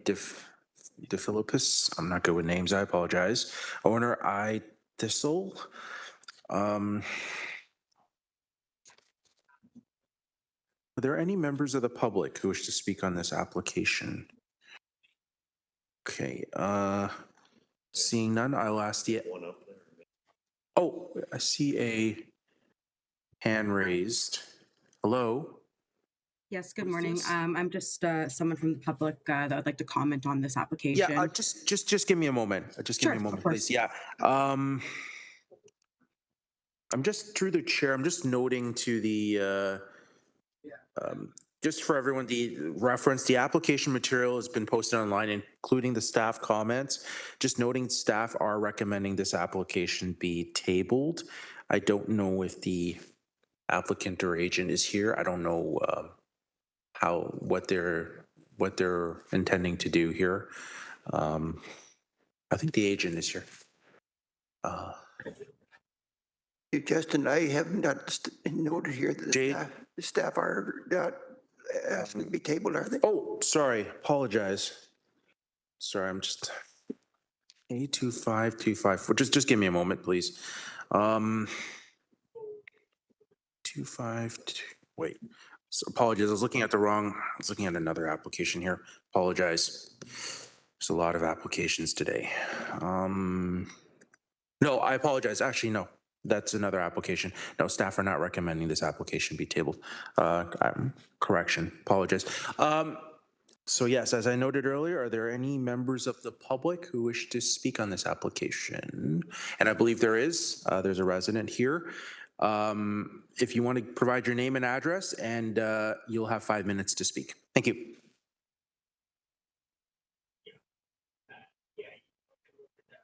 You're still muted. Oh, you're muted. Sorry. Could unmute yourself. I'm so sorry. Good morning. I'm actually here on behalf of a co-owner of 26 Marshborough, Ted Puccini. My name is Jordan Villanueva. He just had a couple of comments that wanted to be relayed to in regards to the application. The first being, I guess he's just, and excuse me if this is the wrong place to do it, but he is just wondering why this application has been approved and the applications he has been submitted has been denied. He is in the position that he would like prosperous growth for the community, but he does think that it should be in fairness and equity to all. So he is just wondering why this is, getting the go ahead and his applications have been not approved. Thank you. Okay. Through the chair, I believe this. Thank you for your comments. This resident indicated they just recently received the notice of hearing. Just for your reference, we do send these notices out by mail well in advance of the hearing. Unfortunately, we don't have control over Canada Post. Just to let you know, no decision has been made on the application. That's why there's a hearing that's being held today, and that's to get comments from the public and we also to hear from the applicant. I don't know about this other person you're indicating. I don't know if they have other kind of committee of adjustment applications as well with us, or is it maybe another application with another department? With any application, there is a public process that is undergone. There is no decision made ahead of time, and it has to go through a process. If it is a C of A related matter, please have them contact us. Our contact information is on the notice, and it's on the website as well, just for your reference. Okay, thank you. Yeah, thank you so much. Is there any other members of the public who wish to speak on this matter? Okay, seeing none, I'll ask the applicant or agent, please step forward. Please provide your name and address, and you have 5 minutes to speak. Thank you. Joseph DeFilippis of DeFilippis Design Inc. Address is 687 Barton Street, Suite 201, Stony Creek. We've read the comments and we're in agreement with the comments. I have nothing further unless the committee has questions. Okay, thank you. Does the committee have any questions on this application?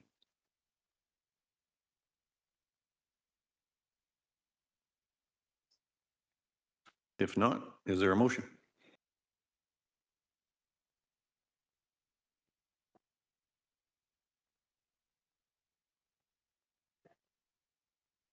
Anyone? Just have a question. Why the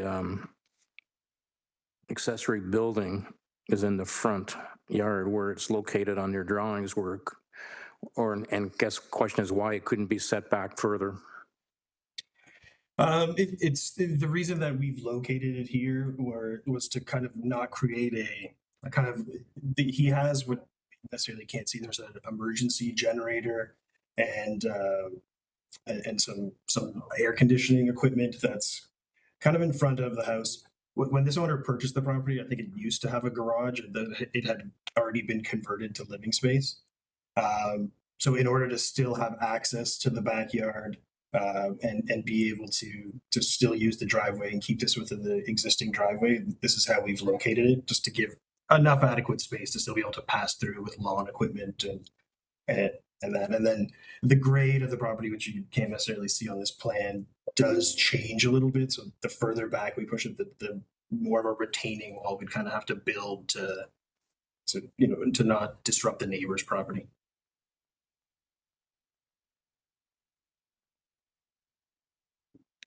That answer your question, Robert? Sort of. Okay. Any other questions?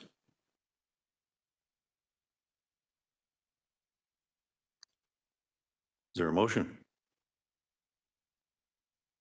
In my mind, I'm just trying to justify the distance from the front property line to the accessory dwelling in the front yard. I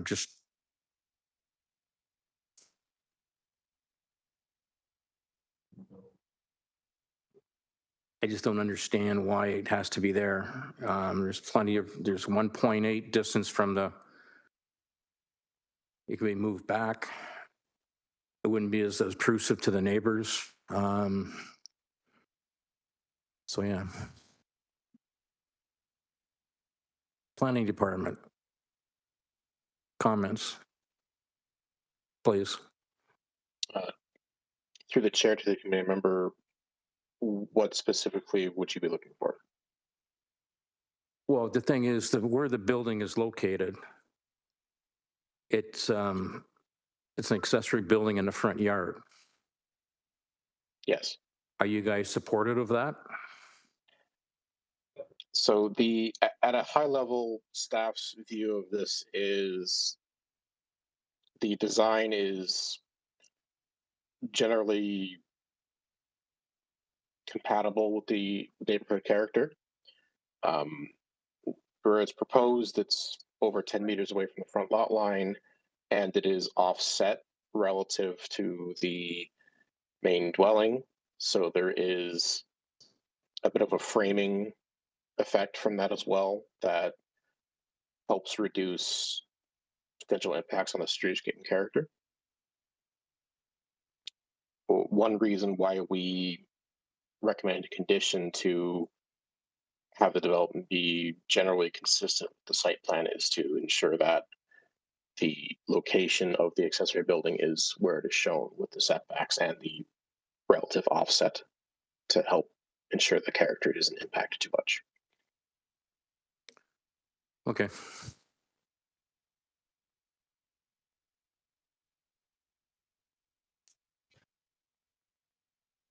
So in that case, I guess I will make a motion to approve with the one condition and notes.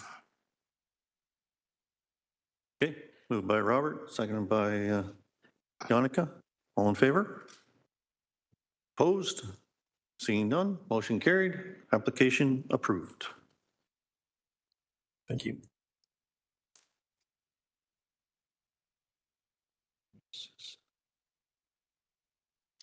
All right. Next, we have a minor variance application, A25270, 246 York Road, Dundas.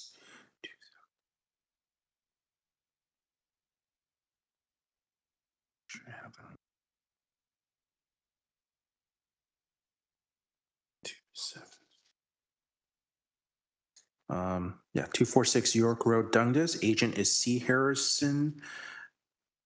No, sorry. Again, I apologize. Applications again. Apologize. It was actually A25267. Sorry. A25267. 82 Victoria Street, Dundas. Apologize. That's not me. Yeah, apologize. Next time. G, yeah, you're after this one. G. Egging. Apologize. I'm not good with names. Is there any members of the public who wish to speak on this application? Okay. Seeing none, I'll ask the applicant or agent, please step forward. Please provide your name and address, and you have 5 minutes to speak. Good morning. Can you hear me? Yes. Yeah, good morning. My name is Garrett Eggink. The address is for 82 Victoria Street here in Dundas. It is my residence. This is an application for a garage and a second-story bedroom. And I've gone over the comments and appreciate any feedback from the committee and the chair. Okay. Obviously, you had a chance to read all the comments that were posted. Yes. Committee have any questions on this application? Al? No question. I'll make a motion to approve with the notes.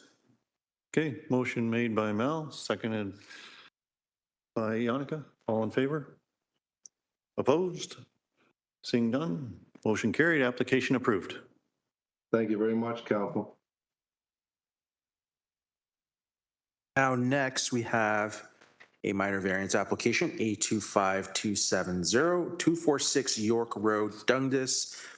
Agent is C. Harrison and owners are G. Haggerty and C. Haggerty.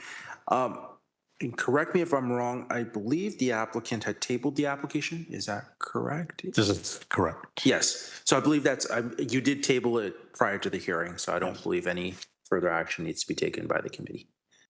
Okay. Okay. All right. Okay. Excellent. And if there's any members of the public here for this application, as I noted before, 8 Market Street North, Dundas.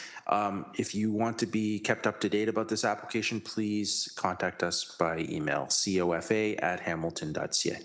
Okay, thank you. And then I think you may have jumped ahead.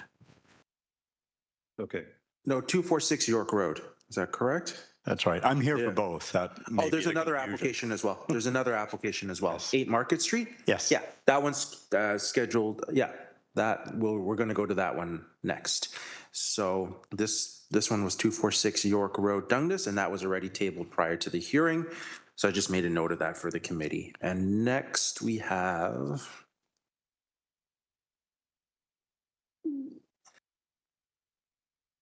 A25275, 8 Market Street North, Dundas. Agent is C. Harrison. Owners are B. McCullough and M. Crockett. Are there any members of the public who wish to speak on this application? Okay, seeing none, I will ask the applicant or agent, please step forward. Please provide your name and address, and you have 5 minutes to speak. Chris Harrison, Harrison Architecture, 6 Ancaster Street East, Dundas. And you may recognize this. We got a variance for this same building in the spring. The owners have had a change of plan for the use of it. It was for a secondary dwelling, and they would just like to do the garage. But the garage per se would require a reduction in the building height, change in the roof slope, and we just like to keep it, they would like to keep it exactly the same from the outside and just change the use or just use it as a garage. And not a secondary dwelling unit. No secondary dwelling. But apparently that requires a change to the variance for the addition, which was a technicality that it is what it is, I guess. And we've all read the comments from planning and they seem to be supportive. So I have nothing really to add other than answering any questions. Okay, committee, any questions at all? Motion? Looking at the application today, it's pretty straightforward with the 4 minor variances. There was a comment, though, about a building permit, 251033002 in the back addition. So I think that's covered in the notes for approval. A building permit's been issued. So I'm actually a little puzzled by that myself. Maybe it hasn't been finalized or complete. Well, they sent us the permit. Here it is right here, building permit issued on November 5th, 2025 to construct a 2-story addition, the rear existing single-family dwelling, as well as the alteration to the interior finishing remains not finalized. So might want to check with building on that. I will. Okay, all right. That it's new information to me when I saw the comments. Yeah, well, just It's just a No, I appreciate you pointing it out, and certainly I will take it up with them. yeah, take a look after it. So on that point, make a motion to approve the application with the included proposed notes. Okay, motion made by Robert, seconded by Jonica. All in favor? Opposed? Seeing none. Motion carried. Application approved. Thank you.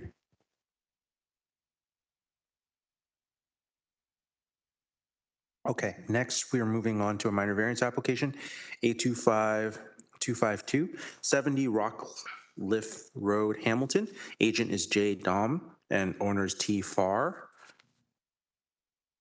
Are there any members of the public who wish to speak on this application? Seeing none, I'll ask the applicant or agent to please step forward. Please provide your name and address, and you have 5 minutes to speak. Yes, Joe Dome, 133 Torresdale Avenue, agent for the owner. This is a fairly straightforward application for a rear detached garage with one proposed variance. The proposed garage is 72 square meters. Existing dwelling has an area of 230.5 square meters. So the combined area is 19.3% for lot coverage. And mitigating impact is the fact that the proposed height and setbacks comply with the bylaw, and the garage meets the bylaw for total accessory building coverage, and it's also set back from the front lot line by 32 meters and will not have any negative massing impact. We have read the staff report and agree with the 2 proposed conditions. Staff do recommend approval of the application, and as per the report, they have referenced 60 and 61 Rockcliffe Road that were approved for lot coverages greater than 20%. And overall, we feel the application is reasonable and minor in nature, and I'd be happy to answer any questions you may have. Okay, committee, any questions? Straightforward. Motion? No questions, just a motion to approve with the conditions. Moved by Mel, seconded by Robert. All in favor? Opposed? Seeing none. Motion carried. Application approved. Thank you very much. And through the chair, we have a scheduled lunch break now, and we were to reconvene at around 12:30 p.m. That's okay. Okay, thank you.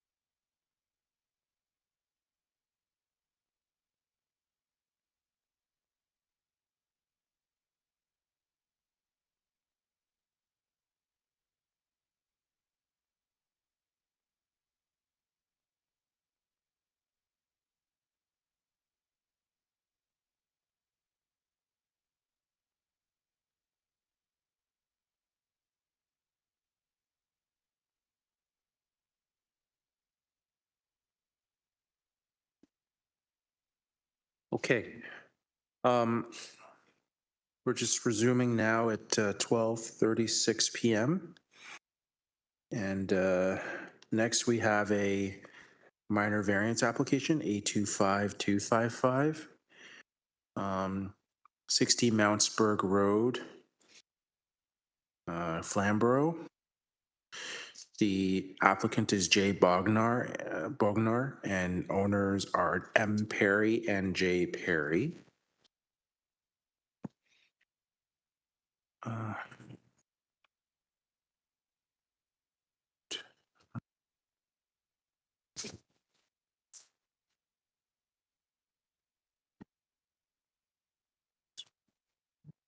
I believe we have some interested parties here. I don't know if they want to speak. I'll just indicate their names now. Renato Poloni. Okay, next, Tammy Burley. Yeah, I'm here with Renato. Just give me just through the chair. Just indicate, and I'll turn it over to the applicant or agent. I believe that the staff are requesting the application be tabled. I don't know if the applicant or agent is here. Just wanted Jenny to see. Bogner here online. We would like to table or formally request that, please. Okay. So just letting the chair know that then. Okay.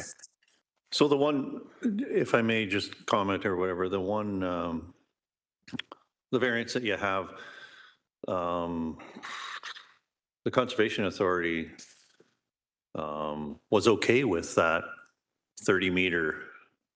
Yeah. Yes, we did have a discussion yesterday with Natural Heritage and Planning, and to avoid some of their conditions with arborist report and an extensive landscape plan, we are going to make some changes to satisfy some of their conditions there and to get planning on board with it as well. So that's the plan. Okay. So your wishes are to table, right?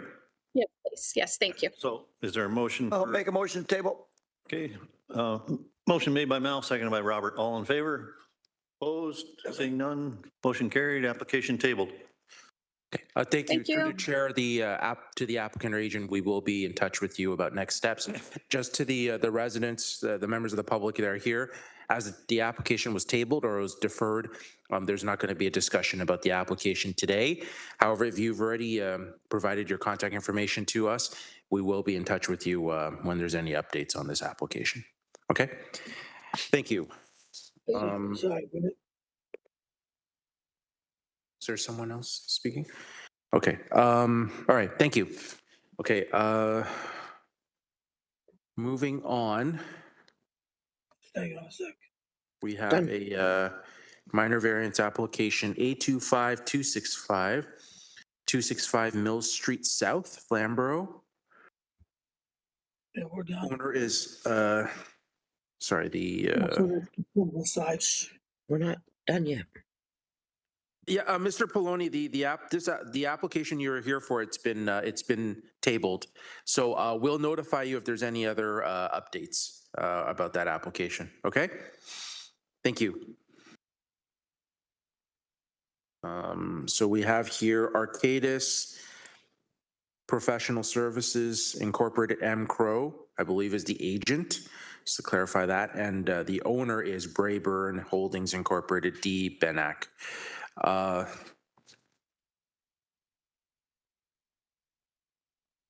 Is there any members of the public who wish to speak on this application? Okay, seeing none, I will ask the applicant or agent, please step forward. Please provide your name and address, and you have 5 minutes to speak. Thank you. Yeah, so good afternoon. It's the agent, Mike Crow, planner with Arcadis. I don't have a lot to say other than just to inform the committee members that we've been working with staff on these applications concurrently. There's a number of things we've been doing, including obtaining heritage permits. We have a conditional site plan approval. We are also doing a holding symbol removal application all concurrently, and it's been a great process so far. So the variance comments reflect really what we've done to date, and consistent with comments we've received from staff so far. So I think it's pretty straightforward. We're very happy to, we'd be very happy to accept the committee approvals today. But if there's any questions on the file or anything specific to the project, then I'm here to assist with that. Okay, thank you. To the committee, any questions or concerns? No, make a motion to approve with the notes included. Okay, motion made by Robert, seconded by Yolande. All in favor? Opposed? Seeing none, motion carried, application approved. Thank you for your time.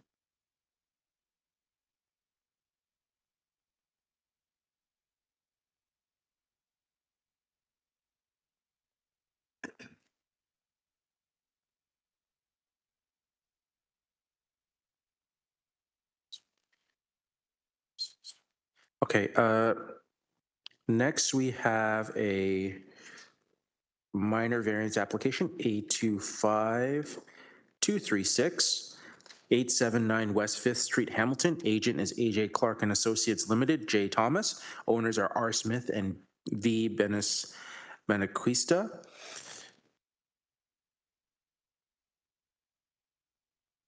I believe we had a interested party. I don't know if they wanted to speak or not. Richard Smith?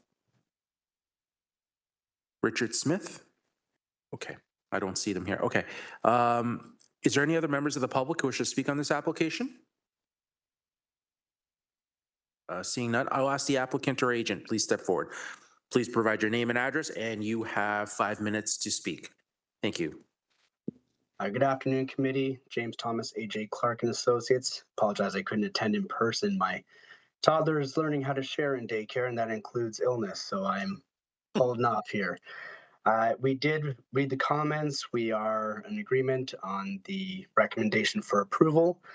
This will facilitate the already conditionally approved severance application for the lands and essentially builds the building envelopes for single detached dwellings on those lots to be severed. There's also a variance to recognize an encroachment of an existing staircase leading from the back door to the backyard of the existing dwelling at 879 West 5th. I don't have any presentation material other than I'm here for any questions or comments the committee may have. Okay, thank you. Committee, any questions or concerns on this application? Is there a motion? Motion to approve. Okay, motion made by Yannicka. Second, Mel, all in favor? With the notes and conditions. Okay. None opposed. Motion carried, application approved. Thank you. See you shortly.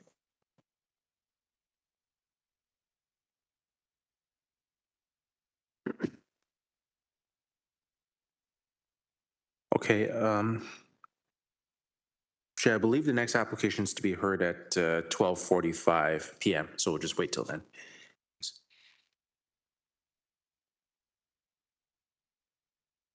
There it is. The next application is a minor variance application, A25274, 116 William Street and 1493 Center Road, Flamborough. Agent is AJ Clark and Associates Limited, and the owner is a numbered company, 2740302, Ontario Incorporated. D. Matina.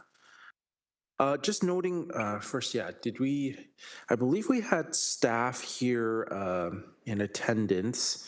I don't know if they wanted to speak first. We have staff here from the our source water protection staff, either Carmen Vega, Ahmed Sawar, or Monica Lee.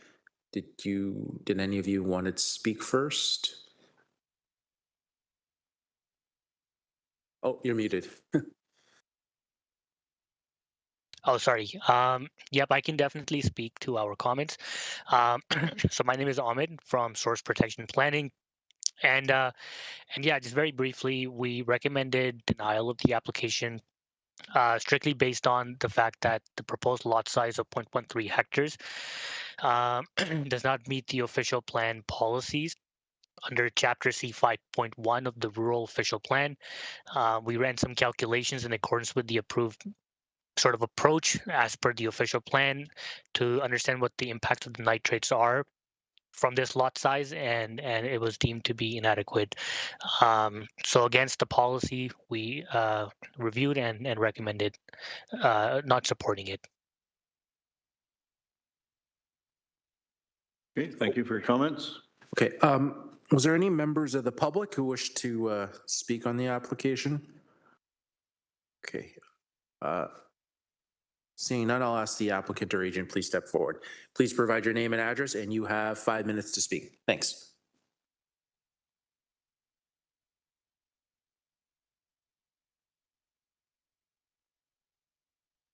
Hi, good afternoon. My name is Chloe Andre. I'm a planner at AJ Clark and Associates, 25 Main Street West, Hamilton. I did submit a very brief presentation, if you wouldn't mind pulling it up. And I will say that we have reviewed the staff report, and I note that there was 6 variances requested. My presentation is really going to focus on variance number 1, which is recommended for denial. Variances 2 to 6 have been recommended for approval, and we're in support of that. I will also note that we've reviewed the notes section, and I have no concerns with the notes as well.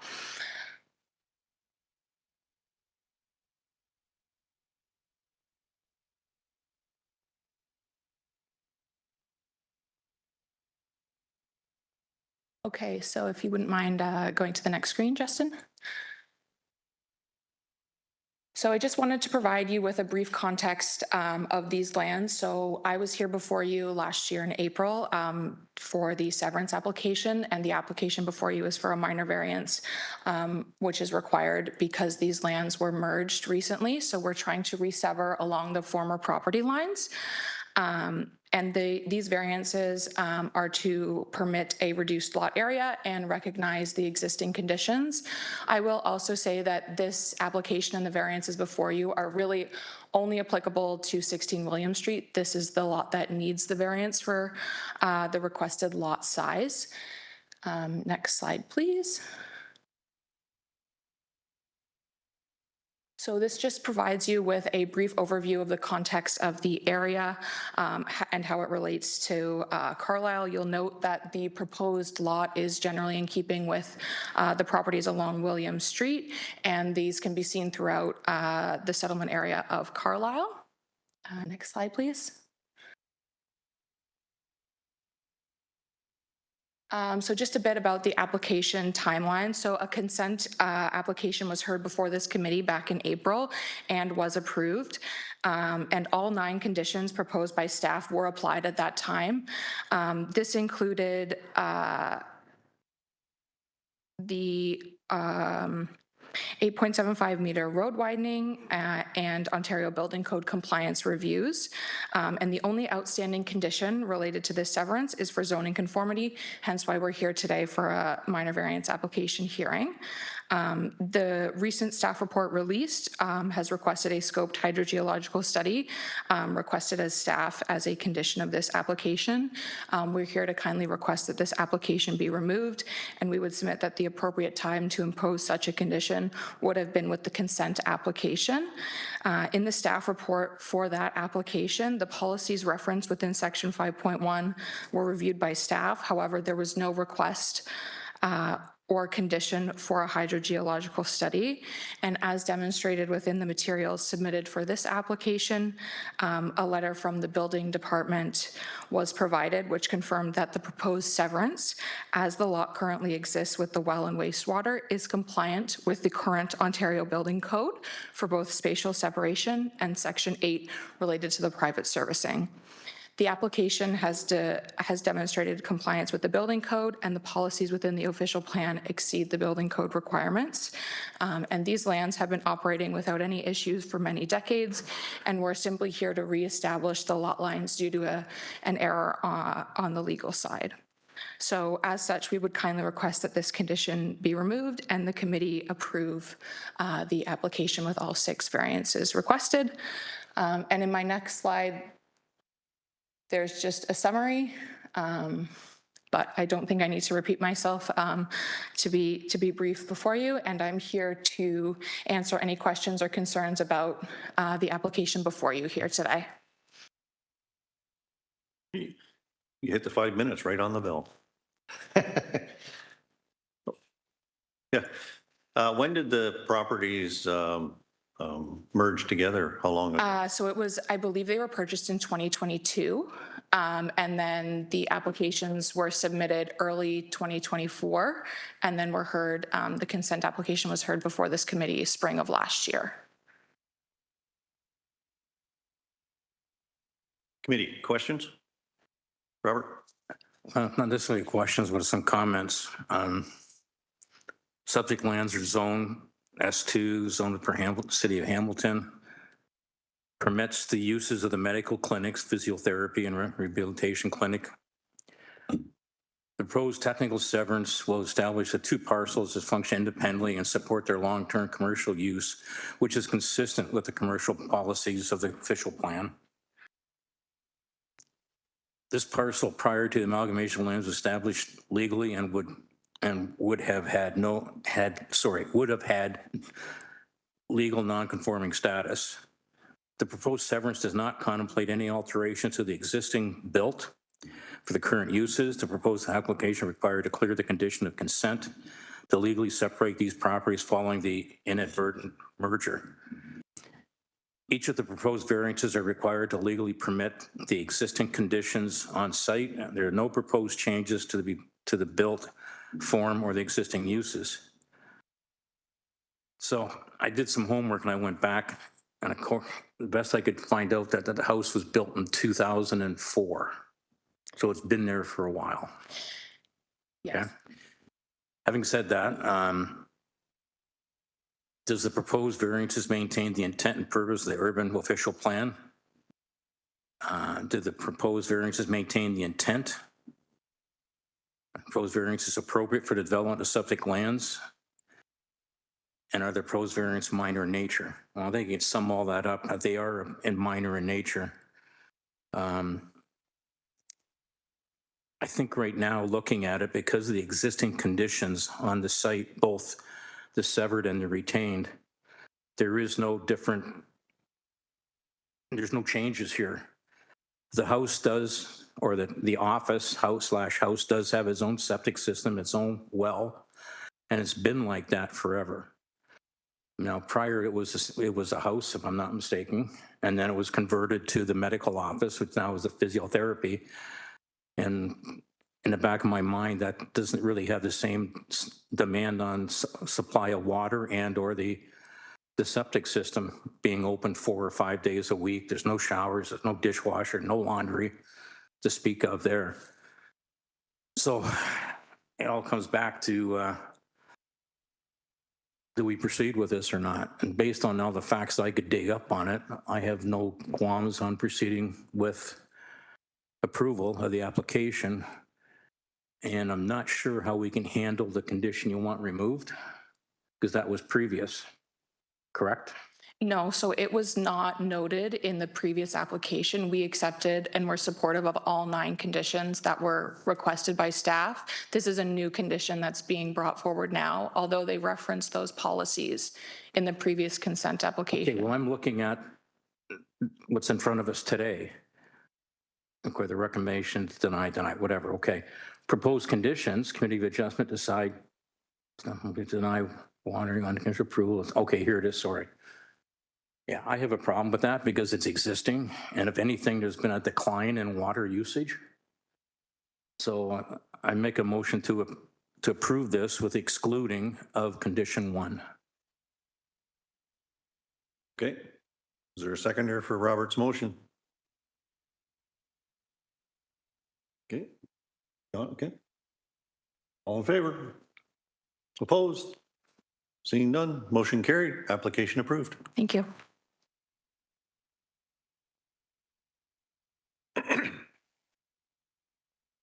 Okay.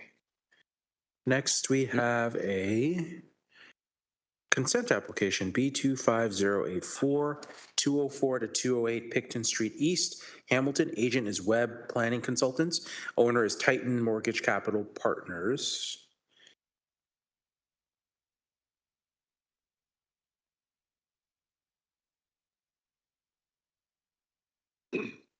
Is there any members of the public that wish to speak on this application? Okay, seeing none, I will ask the applicant or agent, please step forward. Please provide your name and address, and you have 5 minutes to speak. Thanks.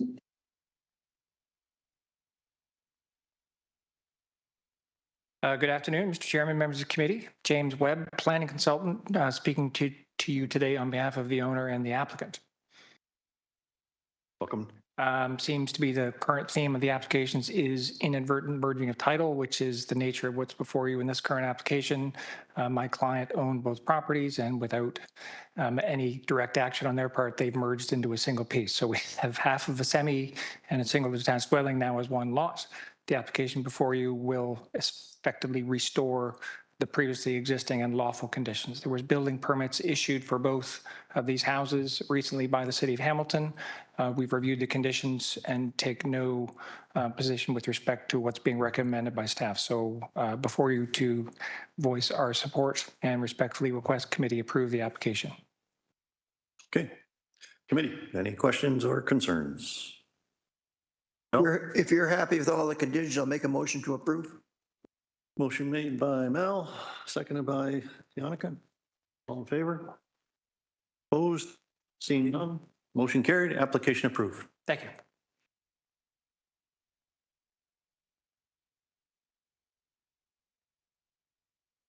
And next, we have a consent application, B25088, 0 Arrow Park Boulevard, Glanbrook. Agent is Webb Planning Consultants. Applicant is CAP Ontario Incorporated, W. Dobin. The owner is a numbered company, 110-35380 Canada Incorporated, and Gray Can 8 Properties Incorporated, W. Dobin.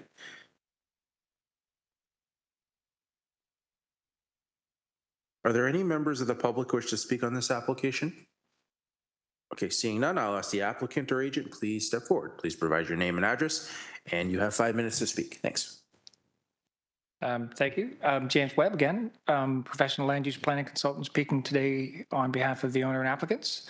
The application before you is a consent application. We're effectively just cleaning up title. My clients purchased the former Arrow Park plan of subdivision from the city some time ago. And if you've been to the site, you will see some pretty significant warehouse development on these lands. Wettenhall Court was a former municipal road allowance that my clients purchased from the city. It was never formally opened as a highway. We purchased it.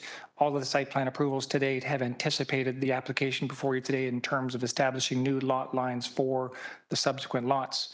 And this application is actually a precursor to a parallel application to deregister portions of the Phase 1 plan of subdivision such that we can clean up the title for 50 Arrow Park Boulevard, which before you today there are conditions, one of which is that the southerly half goes to 110, the northerly half goes to 50 Arrow Park. I do believe that staff, planning, zoning division staff have provided supplementary comments to the committee with respect to 2 of the conditions.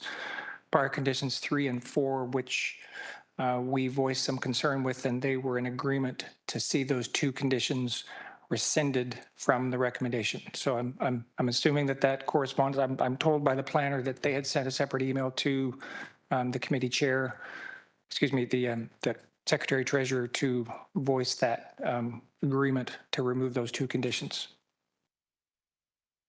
Okay. Is planning staff still okay with variance 3 and 4? Not required? Brody Paul, Supervisor of Zoning, through the chair. Yes, correct. We have no concerns with the removal of those 2 conditions as previously communicated. Okay, committee, questions, concerns, motion. Make a motion to approve with conditions and notes, and the conditions was it 3 and 4? Yes. Be removed. Motion made by Robert, seconded by Yannicka. All in favor? Opposed? Seeing none, motion carried, application approved. Thank you very much, Mr. Chairman, and I'll just take the opportunity to thank staff. These applications come through the pipeline at incredible velocity, and I don't know how they do it, but they manage to populate all of these agendas with very thorough, comprehensive reports. So I do appreciate sort of a last-minute inquiry with staff and their cooperation. So thank you. Okay, moving on. We have a minor variance application, A25262, 74 Neil Avenue, Stony Creek. Agent is AJ Clark and Associates Limited, R Ferrari, and owner is Roseworthy Investments, J Cardillo. Are there any members of the public who wish to speak on this application? Seeing none, I'll ask the applicant or agent, please step forward. Please provide your name and address, and you have 5 minutes to speak. Thank you. Good afternoon, committee members. Ryan Ferrari, registered professional planner with AJ Clark and Associates. I'm here on behalf of the owner of the property. Address is 25 Main Street West, Hamilton. Committee members, just really quickly. So we're applying for some extra GFA on the second floor of this building. Staff, we've reviewed the staff report. Staff support both the variances that we're requesting in this case. They proposed a condition as well. We're in acceptance of that condition. Just really quickly, through you, Chair, any committee members who may have visited this site would notice that construction's already started. The reason why construction's already started is because back in May, a building permit was issued for the construction of the second floor of this dwelling. The owner then, upon inspection, they found some additional GFA, and that's why this minor variance application is before you. So as part of this process, the owner is going to have to submit an amended building permit for some additional GFA. We're talking about 120 square feet here. So anyway, I just felt like I should address that in case the committee had any questions about it. So I'll leave it there, Mr. Chair. Yeah, thank you for staff support. And if the committee has any questions about this application, I'm more than happy to answer them. So thank you. Okay, thank you. Committee, any questions? Motion.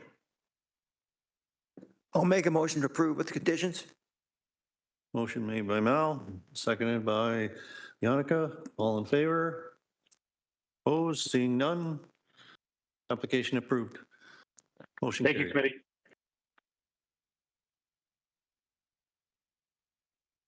And our next application is to be heard at 1:05 p.m. So we'll wait till then. Thanks.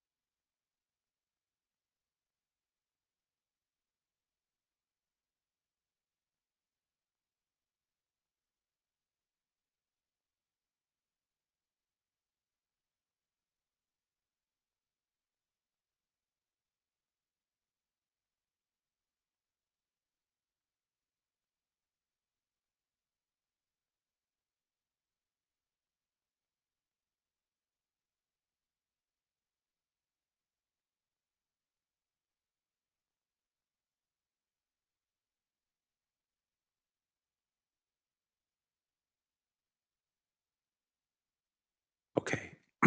Okay, next we have a consent application, B25086, 36 Second Road West, Stony Creek.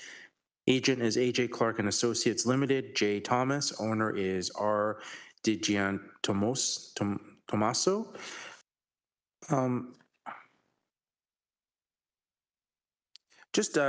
I am noting that, and I believe the agent is here as they can clarify if necessary. I believe planning staff are recommending the application be tabled In addition, I do believe Hamilton Conservation Authority had revised their comments as well in relation to the application. Just to the agent, just wondering how you were intending to proceed. Hello again. Through you, Chair, we would like to proceed with the discussion of the severance application and hopeful decision of conditional approval. You'll note that the revised comments were provided that the proposed severance could proceed as long as the condition for a karst assessment be included, which is something that we were anticipating previously being part of the Stony Creek site-specific policies regarding the karst at Veramosa. And yes, through the chair, I believe Hamilton Conservation Authority had staff indicate they may be attending for this application. Micaiah Hobbs, are you here? Yes, thank you. Yeah. If you wanted to speak. Yes, thank you. Further to what the agent had provided, I wanted to clarify that while HCA did initially recommend the application be tabled until the preparation of a karst assessment, HCA would not have any objections to provisional approval by the committee, subject to the inclusion of a condition requiring a karst assessment. Okay, thank you. If we are intending to proceed, then I do want to indicate we did have interested parties. I don't know if they wanted to speak. They were Mike Honiak and Lori Stacy. I don't know if they're here. Mike Honiak and Lori Stacy. Okay, is there any other members of the public who wish to speak on this application? Okay, seeing none, I'll ask the applicant or agent to please step forward. Please provide your name and address, and you have 5 minutes to speak. Thank you. Yes, hello, James Thomas again, AJ Clark and Associates, 25 Main Street West. What we have here is a very straightforward severance application to create 2 semi-detached lots to facilitate the future construction of a semi-detached building on the side yard of the existing dwelling that is there today. We did review the comments that were provided. We immediately reached out to the HCA, which is why we have the revised comments. We are looking forward to getting a conditional approval here. Further to that, we do note that planning staff were in general approval aside from that karst assessment being provided. We would like to, however, request that conditions, my apologies here, conditions 10 and 14 of that list of conditions be removed. First is the condition 10 to provide a noise study assessment. We've seen this time and time again where we are very internal to an existing low density residential neighborhood. We're across from a conservation authority area. We are almost 300 meters away from Rymo Road West, and while I do recognize policy says within 400 meters of a major arterial, I think this might be asking a little too much to spend a few grand to say that a low density residential neighborhood is indeed quiet. Further to that, condition 14 is requesting an archaeological assessment of the entire property. Obviously, the entire surrounding lands have been completely developed. The roads, the neighboring dwellings, the subdivision to the east, development, the construction of the house immediately to the north. And further to that, the previously used septic bed, while disconnected, is still located in the general area of the side and rear yard. While we understand we want to protect the cultural assets of the province, we would like to recommend that this condition be removed and be added as an acknowledgement note, as has been done through numerous applications, including several that have been approved today. So if cultural heritage staff are helpful to accept that change and have the acknowledgement note instead of a condition for the landowner to perform an archaeological assessment of a side yard of an area that's been heavily developed, that would be greatly appreciated. I also want to note that when we have these archaeological assessments, especially on something that has a 2-year time restraint, they get very narrow. We've had a couple severance applications that have been held up because of ministerial review of archaeological assessments, and we want to avoid that as much as possible so that we don't have to resubmit applications further down the line. Aside from that, we are okay with the rest of the other conditions, especially the karst assessment, which we knew would be anticipated. Tree protection plans, we understand that. It's just the noise and the archaeological that we would look to remove, as we feel that they're a bit superfluous for this level of development and scale. Thank you. Okay, thank you. What if the archaeological, if we put it as a note and just if anything is found type of thing, rather than a condition? Through you, Chair, that's exactly what I'd be requesting. You'll note on even on application A25267 today, there's a large acknowledgement note. If we can essentially copy that and add that to our decision as an acknowledgement note there, that would be appreciated. Okay, committee? Oh, yes. If following through the staff comments, it says application to consent to be tabled. And right before that, it says, however, it has not been demonstrated that the objectives for protection of the Formosa karst area national and scientific interest have not been met. I got a concern with that only because this property is surrounded by a subdivision that's already been built. So I'm wondering why they would come back with that request when it's been a vacant lot for a while and all the other houses around there have been built recently. So can anybody help me with explaining that? Through the chair to the committee member, staff have had conversations with the applicant and the HCA, and staff are in support of conditional approval instead of a table with that condition for the karst assessment. We have through the chair. Through the chair, I believe we have cultural heritage staff wanted to speak, if that was okay. I think this is the first time I've heard of a conditional approval. Am I missing something? Did you, is it Emily Bent, if you wanted to unmute yourself? Thank you. And through the chair, I just wanted to address the agent's concerns regarding the archaeological assessment and just explain a little bit more why we had asked for that. Cultural heritage staff would still be recommending this be applied as a condition instead of an acknowledgement note. And that is because we've reviewed the available aerial mapping for the area, and we haven't seen that the site has been disturbed for many, many decades. So even though the surrounding site has been developed and there's already an existing house, the wording of the condition is the lands to be conveyed would require an archaeological assessment. So we're not requiring it for the existing dwelling, just on the portion that would be severed. So that would be staff's recommendation to keep that condition.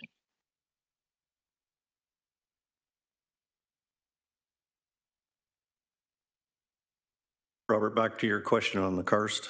Yeah, I still don't understand because it's been vacant for whenever, but we all know that that was probably used for storing things when the rest of the houses were being built.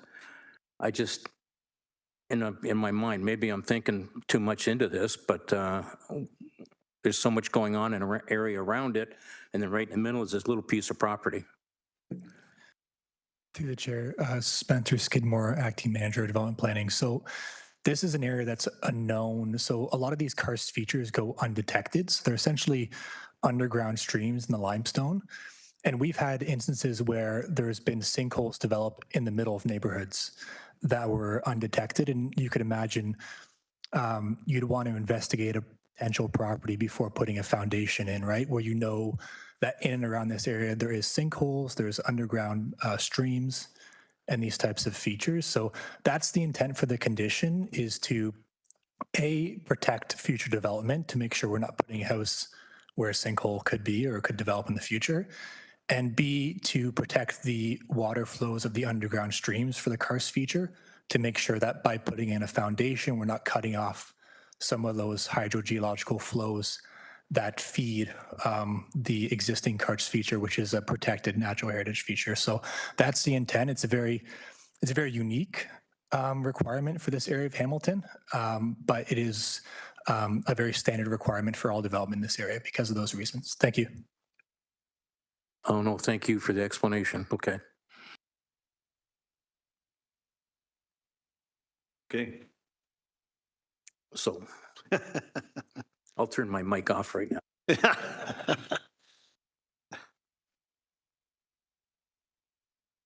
If I may once more just add comment in response to Emily Bent's shared comments, I did mention that the site in the side yard and side rear has been disturbed. There's an existing septic bed that would need to be removed on there.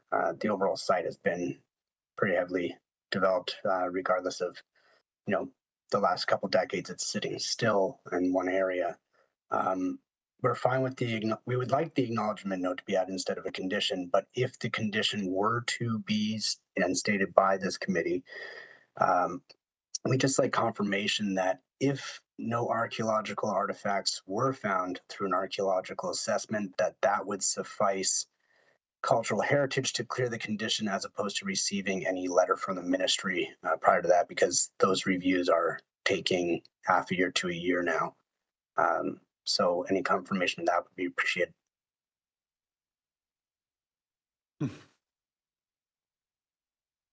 Through the chair, if I may respond to the applicant, we have to follow the ministry standards and guidelines, and we would need to have the ministry letter to confirm that the archaeological assessment has complied with their guidelines. So I don't believe that's something that we can commit to.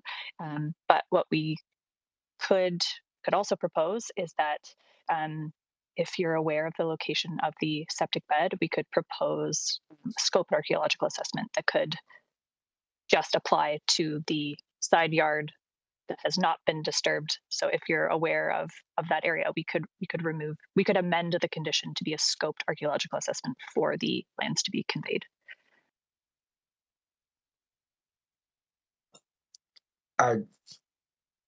With respect to the comment through Chair, those conditions don't really change too much of the overall cost and timelines associated with an archaeological assessment. So if the condition stays as it is, it's not anything more extensive, maybe one or two more diggings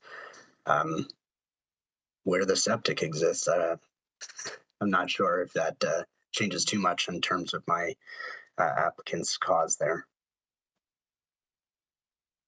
Yeah, because there would still be, still need an archaeological even in those other areas, right? So.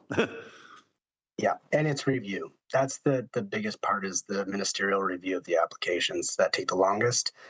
We're also looking at a delay until spring, summer, that we can actually get the archaeological assessment even performed, and then the draft report written up and then submitted for that review. So hopefully we can meet that 2-year timeline. But like I said, there have been applications that have lapsed because of that. So at the end of the day, if we make a motion to approve excluding the noise study, which is number 10, are you happy with the conditions? If we propose to approve conditionally and remove conditions 10, that would be appreciated. If we remove conditions 10 and 14, even more so. Okay. You okay? You can always make the Okay, motion. we'll make a motion to approve with all the conditions of the notes excluding number 10. Okay. Good by Mel. All in favor of that motion? Opposed? None opposed? Motion's carried. Application is approved. Thank you, committee. Have a good day.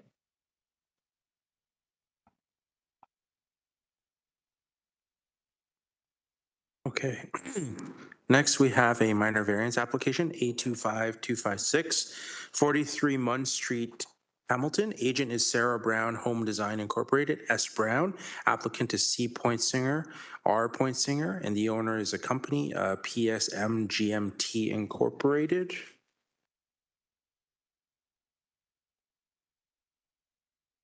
And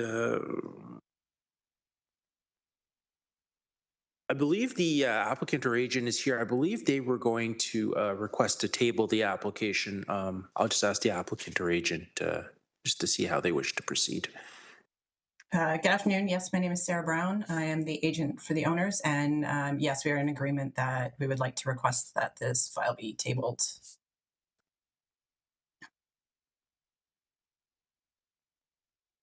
Well, Shall move the table then, at the wishes of the. okay. Seconded. Jonica, all in favor? Opposed? Seeing none. Motion carried. Application tabled. Thank you very much. And through the chair, yes, if an application is tabled, there won't be a discussion about it. I do note there were some interested parties for this application. It was a Glenn Carruthers and a Mark Johnson. For them, and if there was anyone else here, we will, the application has been tabled. We will notify if there's any updates. If we already have your contact information, we will get in touch with you. If not, you could always contact us at cofa@hamilton.ca to provide that information to us. And I don't know if the applicant or agent already left, but I was going to indicate we will be also getting in touch with them after the hearing in terms of next steps. Okay. Next.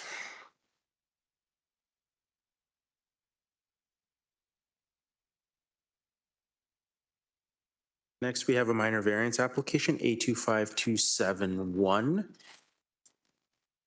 727 Green Mountain Road East, Stony Creek. Owners are L. Dial and SDL, and the applicant is SDL.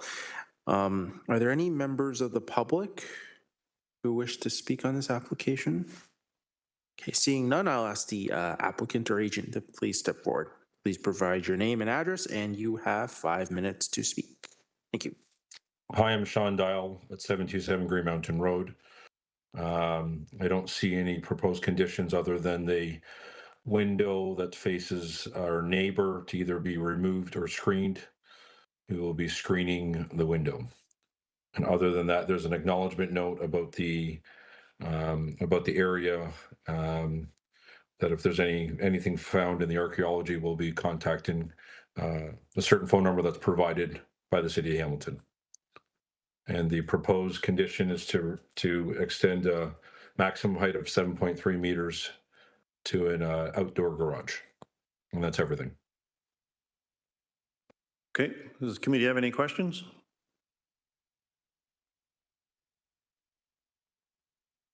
there a motion? I'll make a motion to approve with the conditions. Motion made by Mel, seconded by Jonica. All in favor? Opposed? Seeing none, motion carried. Application approved.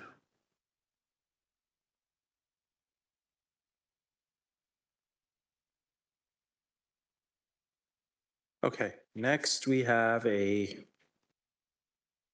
minor variance application, A25093, 319 Highland Road East, Stony Creek. Owners are S. Vera and A. Vera, and the applicant is C. Carmazan. I believe we have staff here from Source Water Protection. And I don't know if they wanted to speak first, either Carmen Vega, Ahmed Sawar, or Monica Lee. I see Ahmed Sawar there on WebEx.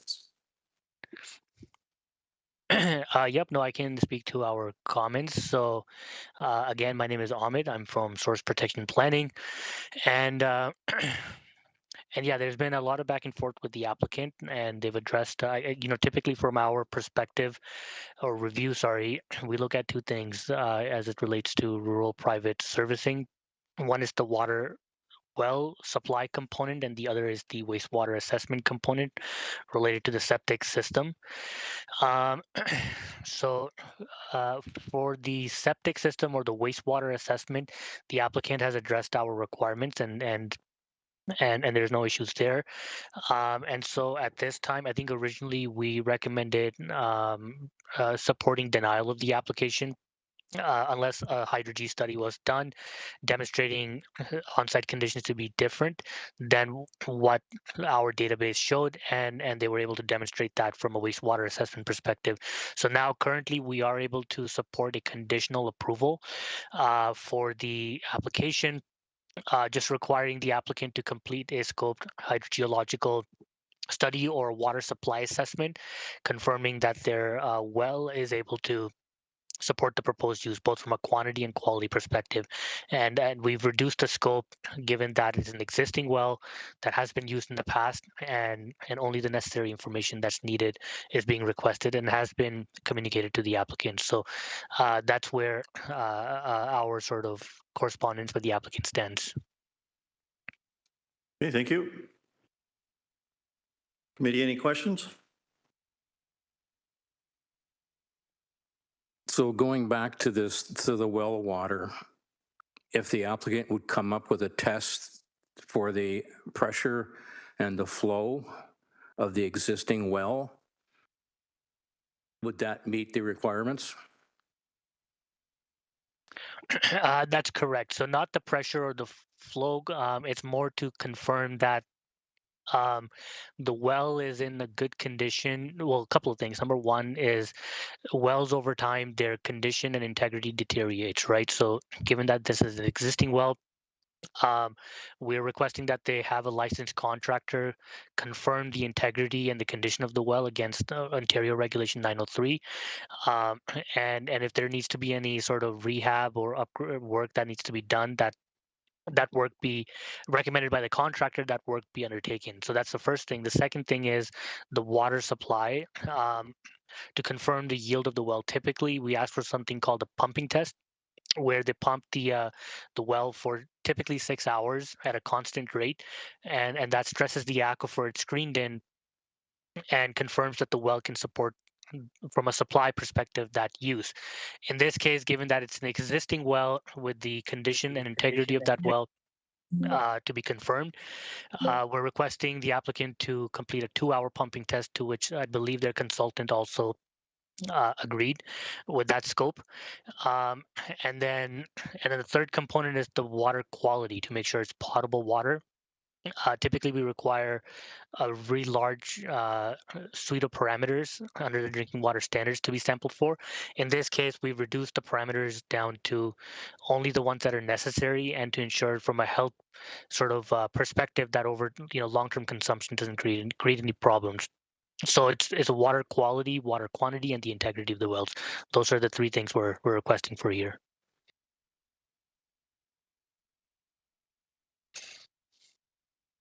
Back to staff. Does that satisfy the condition?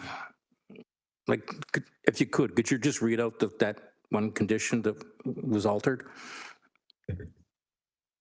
Thank you, Spencer Skidmore, Acting Manager. So through the chair to the member, the way the condition is written now is quite broad. It essentially says you have to provide a scoped hydrogeological assessment that focuses on water. If the applicant wishes, we do have a condition prepared that Ahmed has also agreed to, and we forwarded that to Justin, that essentially provides more clarity on what's required. So essentially the revised condition, if the applicant, and we'll hear if they are okay with the existing condition or there's the alternative, which I'll read now. It's that Hamilton Water requires a submission of a water supply assessment prepared by a qualified professional, focusing on the completion of a satisfactory pump test. So that's that 2-hour pump test Ahmed was talking about, confirmation of well integrity, which Ahmed mentioned, and the assessment of well water quality. So just making sure that it's potable, like Ahmed said. And the revised study shall demonstrate the full use of the property can be sustainably serviced by the existing on-site well. So that's the revised condition. So it just goes into more specifics on those three things that we're looking for and that Ahmed provided some discussion on a moment ago. So that's the alternative if the applicant would prefer that. So we have two options for conditions. So maybe we'll hear from the applicant and see which route they'd prefer to go. Thank you. Thank you.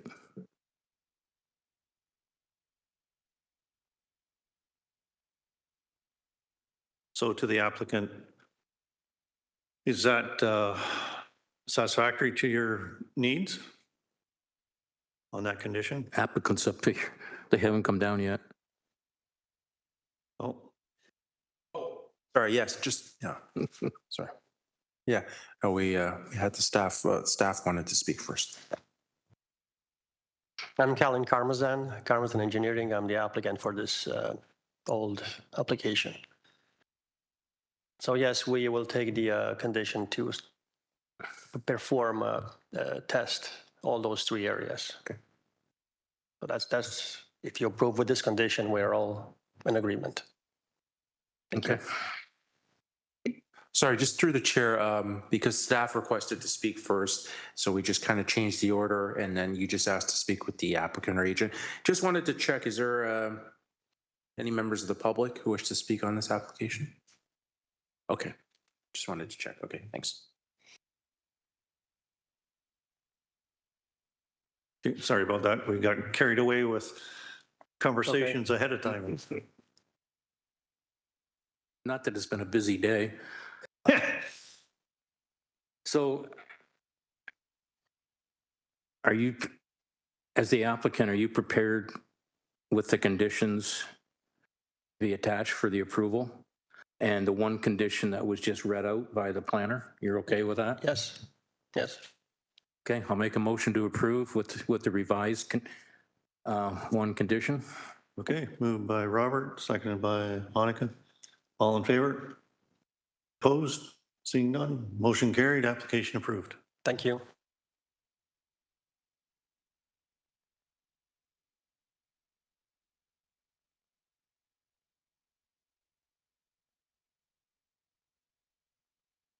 Okay, next we have a minor variance application. A25145, 7290 Airport Road, East Glanbrook. Agent is J. Ludica and owner is M. Crusto. Is there any members of the public who wish to speak on this application? Okay, seeing none, I'll ask the applicant or agent to please step forward. Please provide your name and address, and you have 5 minutes to speak. Thank you.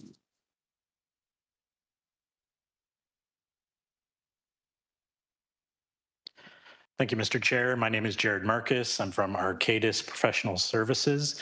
The application notes Mr. Ayutica is the agent. He appeared before you in August of last year at the initial hearing for this application. But since then, Mr. Crusto, the owner, has retained our services to help with the application. I provided a few images to Mr. Leung yesterday. It might have been too late to get those on the screen. If so, I can just speak briefly to the application without them. Give me a moment. Let me see if I have them here.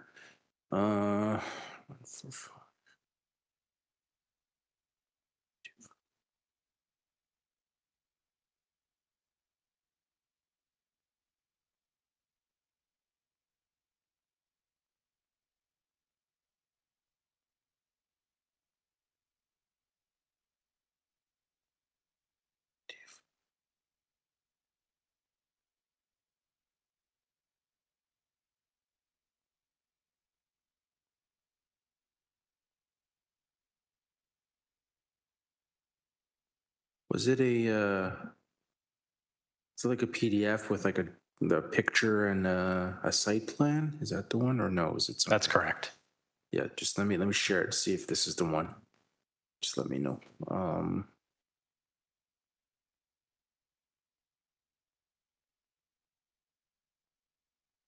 Is it this one? No. No. Okay. Okay. Let's see.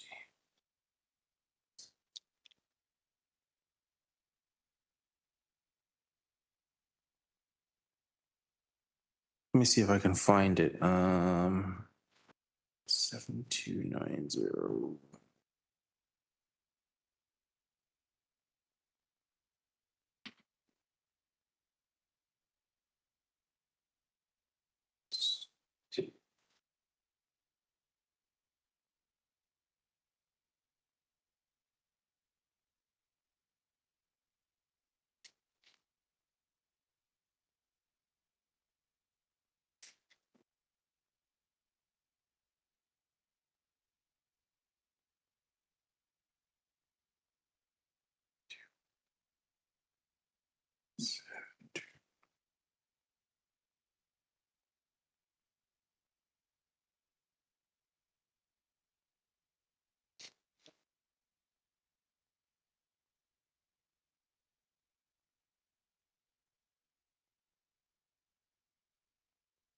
Okay.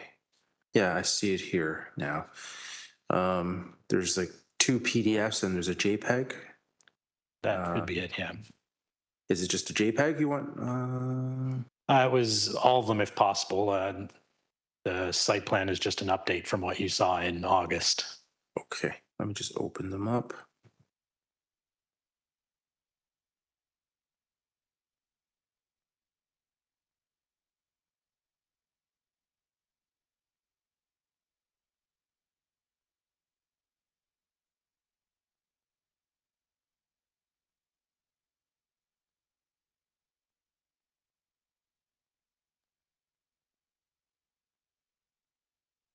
So here's the aerial photo and the site plan. And then we also have the JPEG, but I'd have to switch over on the screen for that one. Yeah. Do you want to start with the site plan or? Yeah, if you're able to zoom into the middle Yeah, of sure. the image on the property, just to explain. So, Mr. Chair, we were not in attendance with the original application back in August. We watched the stream of the application. We've talked with the owner and read the previous comments. We understand that the concerns raised at the original meeting were with the lack of clarity on the submitted application drawings about and how that proposed structure was located on the property relative to a ditch that crosses the property. You can see here on this revised sketch that we prepared, we helped the owner retain the services of a surveyor who went out, prepared an existing condition survey of the ditch and the trip lines around the ditch so that we could understand the potential impact of that structure. You can see here in the middle the existing creek or ditch rather, a crossing that exists prior to my client's purchase of the property and the relative drip lines, as well as the rectangular location of the structure, which is at its closest point approximately 15 meters from the drip line of the feature. There's no concerns that we've noted in the application or in the comments relative to the request for 208 square meters versus the permitted maximum of 200. That's not changed from the original application. The only comments we have today are in regards to the proposed conditions. As you'll note on the image here, there's a circle just to the north of that proposed rectangle building that represents an existing coniferous tree on the property. It is the only remaining tree within the property limits. The next image, the drawing aerial 3, it shows an aerial image that is taken from City of Hamilton online mapping. You can see we've provided a red rectangle. That's the actual location of the property lines. The aerial imagery and the parcel mapping on the city's website is a little askew. And you'll note the arrow pointing to that coniferous tree. You can see there's no other trees in front of there. There was a tree that previously existed just in front of the coniferous tree. It was struck by lightning in 2024 and removed. There is my client's concern with the application or with the proposed conditions is just that it's money he has to spend relative to one tree on the property, which doesn't exactly seem like a good utilization of effort and money. So we're asking that that condition be removed. You've seen on the previous sketch that we're trying to locate that building outside of the drip line, and he wants to keep that tree. It would have been further away from that tree except for staff's concerns about the proximity to the creek. So we're kind of stuck between a rock and a hard place here. We're trying to find the best location to satisfy staff's policy concerns about the proximity to that ditch. And we're trying to keep it away from a tree, and we just don't see that it's a good use of time and resources to do a tree protection plan just to show fencing around one tree and then have that tree fencing put in place and have a landscape plan prepared. So we're respectfully asking the committee to remove those two conditions and approve the application.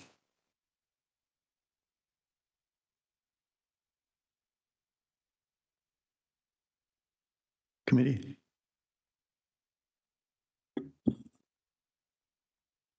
I kind of agree with condition 1, but I'm just reading number 2, a landscape plan that shows the location of the compensation trees or satisfaction. Well, looking at that, there will be no compensating trees, so why have the report done? So I'll make a motion to approve with removing conditions 1 and 2 and include the notes. Okay. Motion made by Robert, seconded by Jonica. All in favor? Opposed?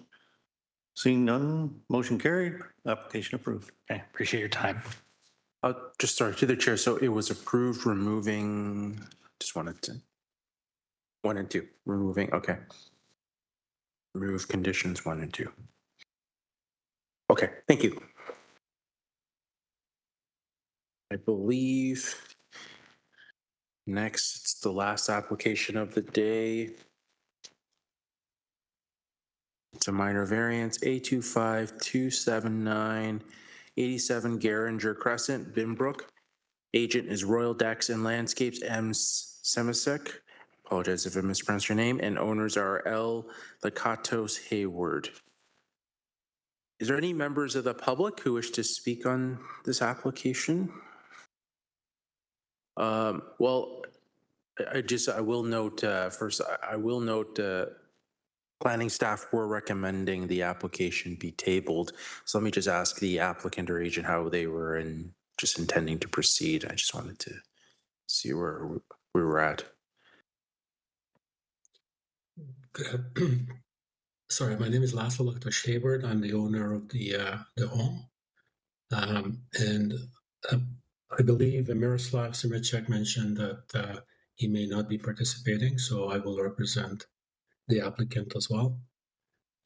We have submitted, so there were 2 conditions that came back with the application. One, they needed a grading plan, I believe, and to show that the drainage is still compliant to the requirements.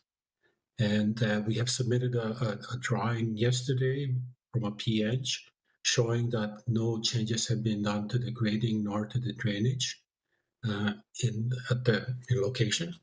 And also there was a second request just to show the outside, what the pergola outside would look like, given that it overlooks the Binbrook Fairway Facility or Society. So we submitted both documents yesterday. I believe you've received them. So you've received them.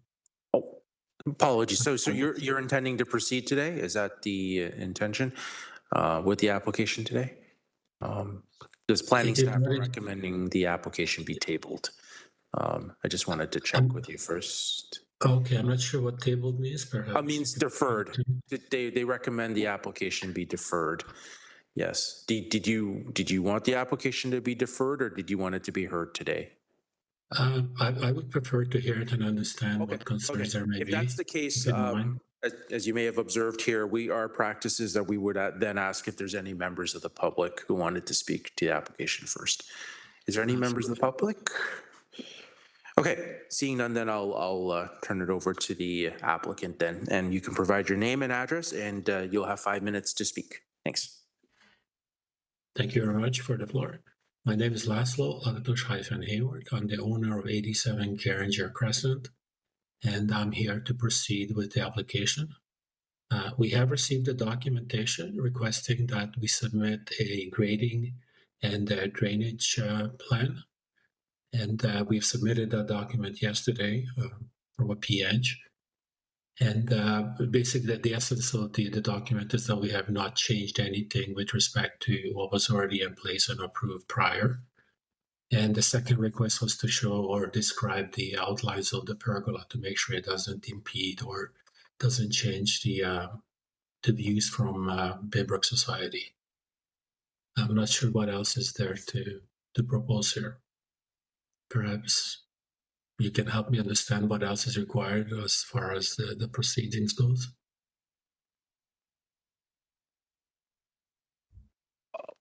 Well, through the chair, it's your application, right? So in terms of how you've chosen to proceed today, it appears you've made a presentation. I guess it's now up to the committee if they have any questions.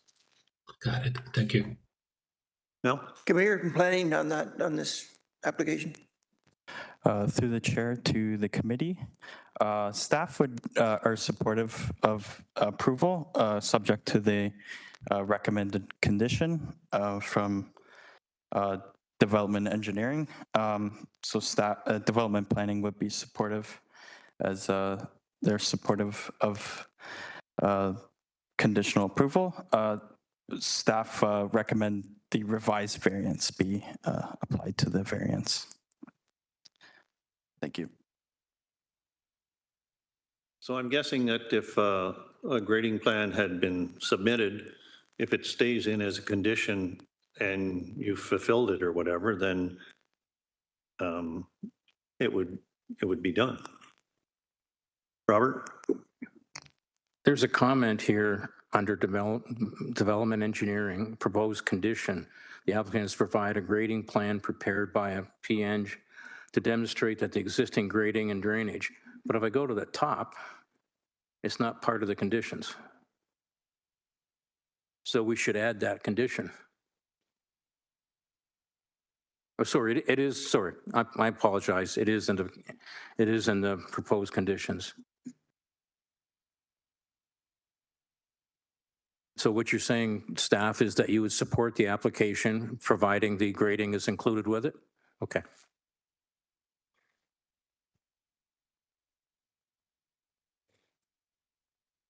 Do you have any other questions? Knowing the property, and I know where the road runs up there, and I think there's no problem with the drainage in where it's gonna go.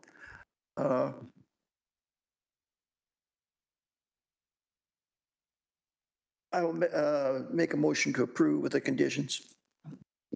Okay, motion made by Mel, seconded by Robert. All in favor?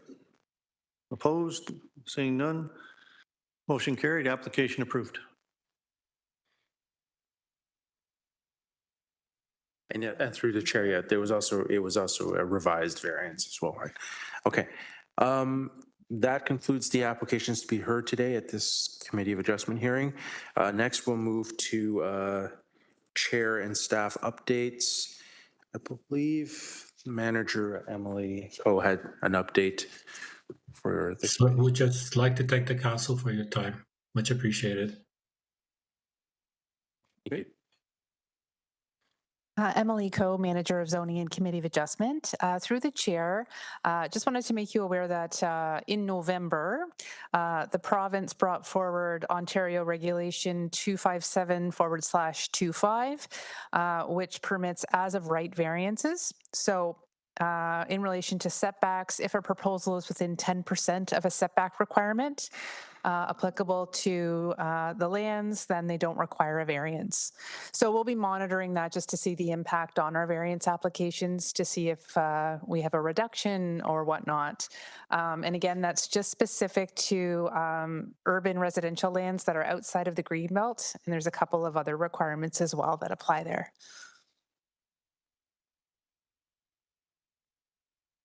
Okay, thank you. And yes, through the chair, I will, as you know, we do have a new committee member, Annika Roubeau, and so she's joining us now moving forward. So welcome to the committee. And we did receive, we did have an appeal come in for 282 DeWitt Road. It was a consent and a minor variance application. So it's B25054 and A25161. And I believe this one was it was approved by the committee, but council did request that an appeal, that the decision of the committee be appealed to the Ontario Land Tribunal. And the appeal package has now been forwarded on to the OLT. There wasn't anything else, so we can move to adjourn the hearing. Thank you. Okay. The meeting tomorrow. Yes, through the chair, yes. If you want me to, yes, we do have a meeting with all the committee members tomorrow. The city has been, was selected to be part of a project called the Bloomberg Implementation Accelerator.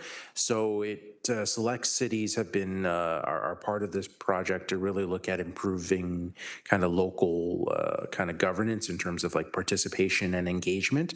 So we have we have put together some material. Part of it, we're looking at the Committee of Adjustment, looking at improving public education, public outreach. We've designed a new pamphlet for minor variances that'll be available for staff here at the city, but also to the public as well. So we just want to meet with all the committee members tomorrow, just to give you an update on that, and also maybe get some feedback from you as well. And that'll be in the morning tomorrow. Okay. And it'll be a virtual hearing. Yes. And the time of that? That was, and again, if you didn't get the link, do let me know and I'll send that out to you again. Maybe it'd be a good idea to send the link out to everyone again. Yeah, I can do that. Yeah, right now. Just Yeah, on my computer. please send it out again because I couldn't find it. I got the date and time, but I haven't got the link. Sorry, my computer is slow right now. It is. I believe it's from 10 to 11 a.m. 10 to 11. Yeah. Okay. Okay. It's 10 o'clock.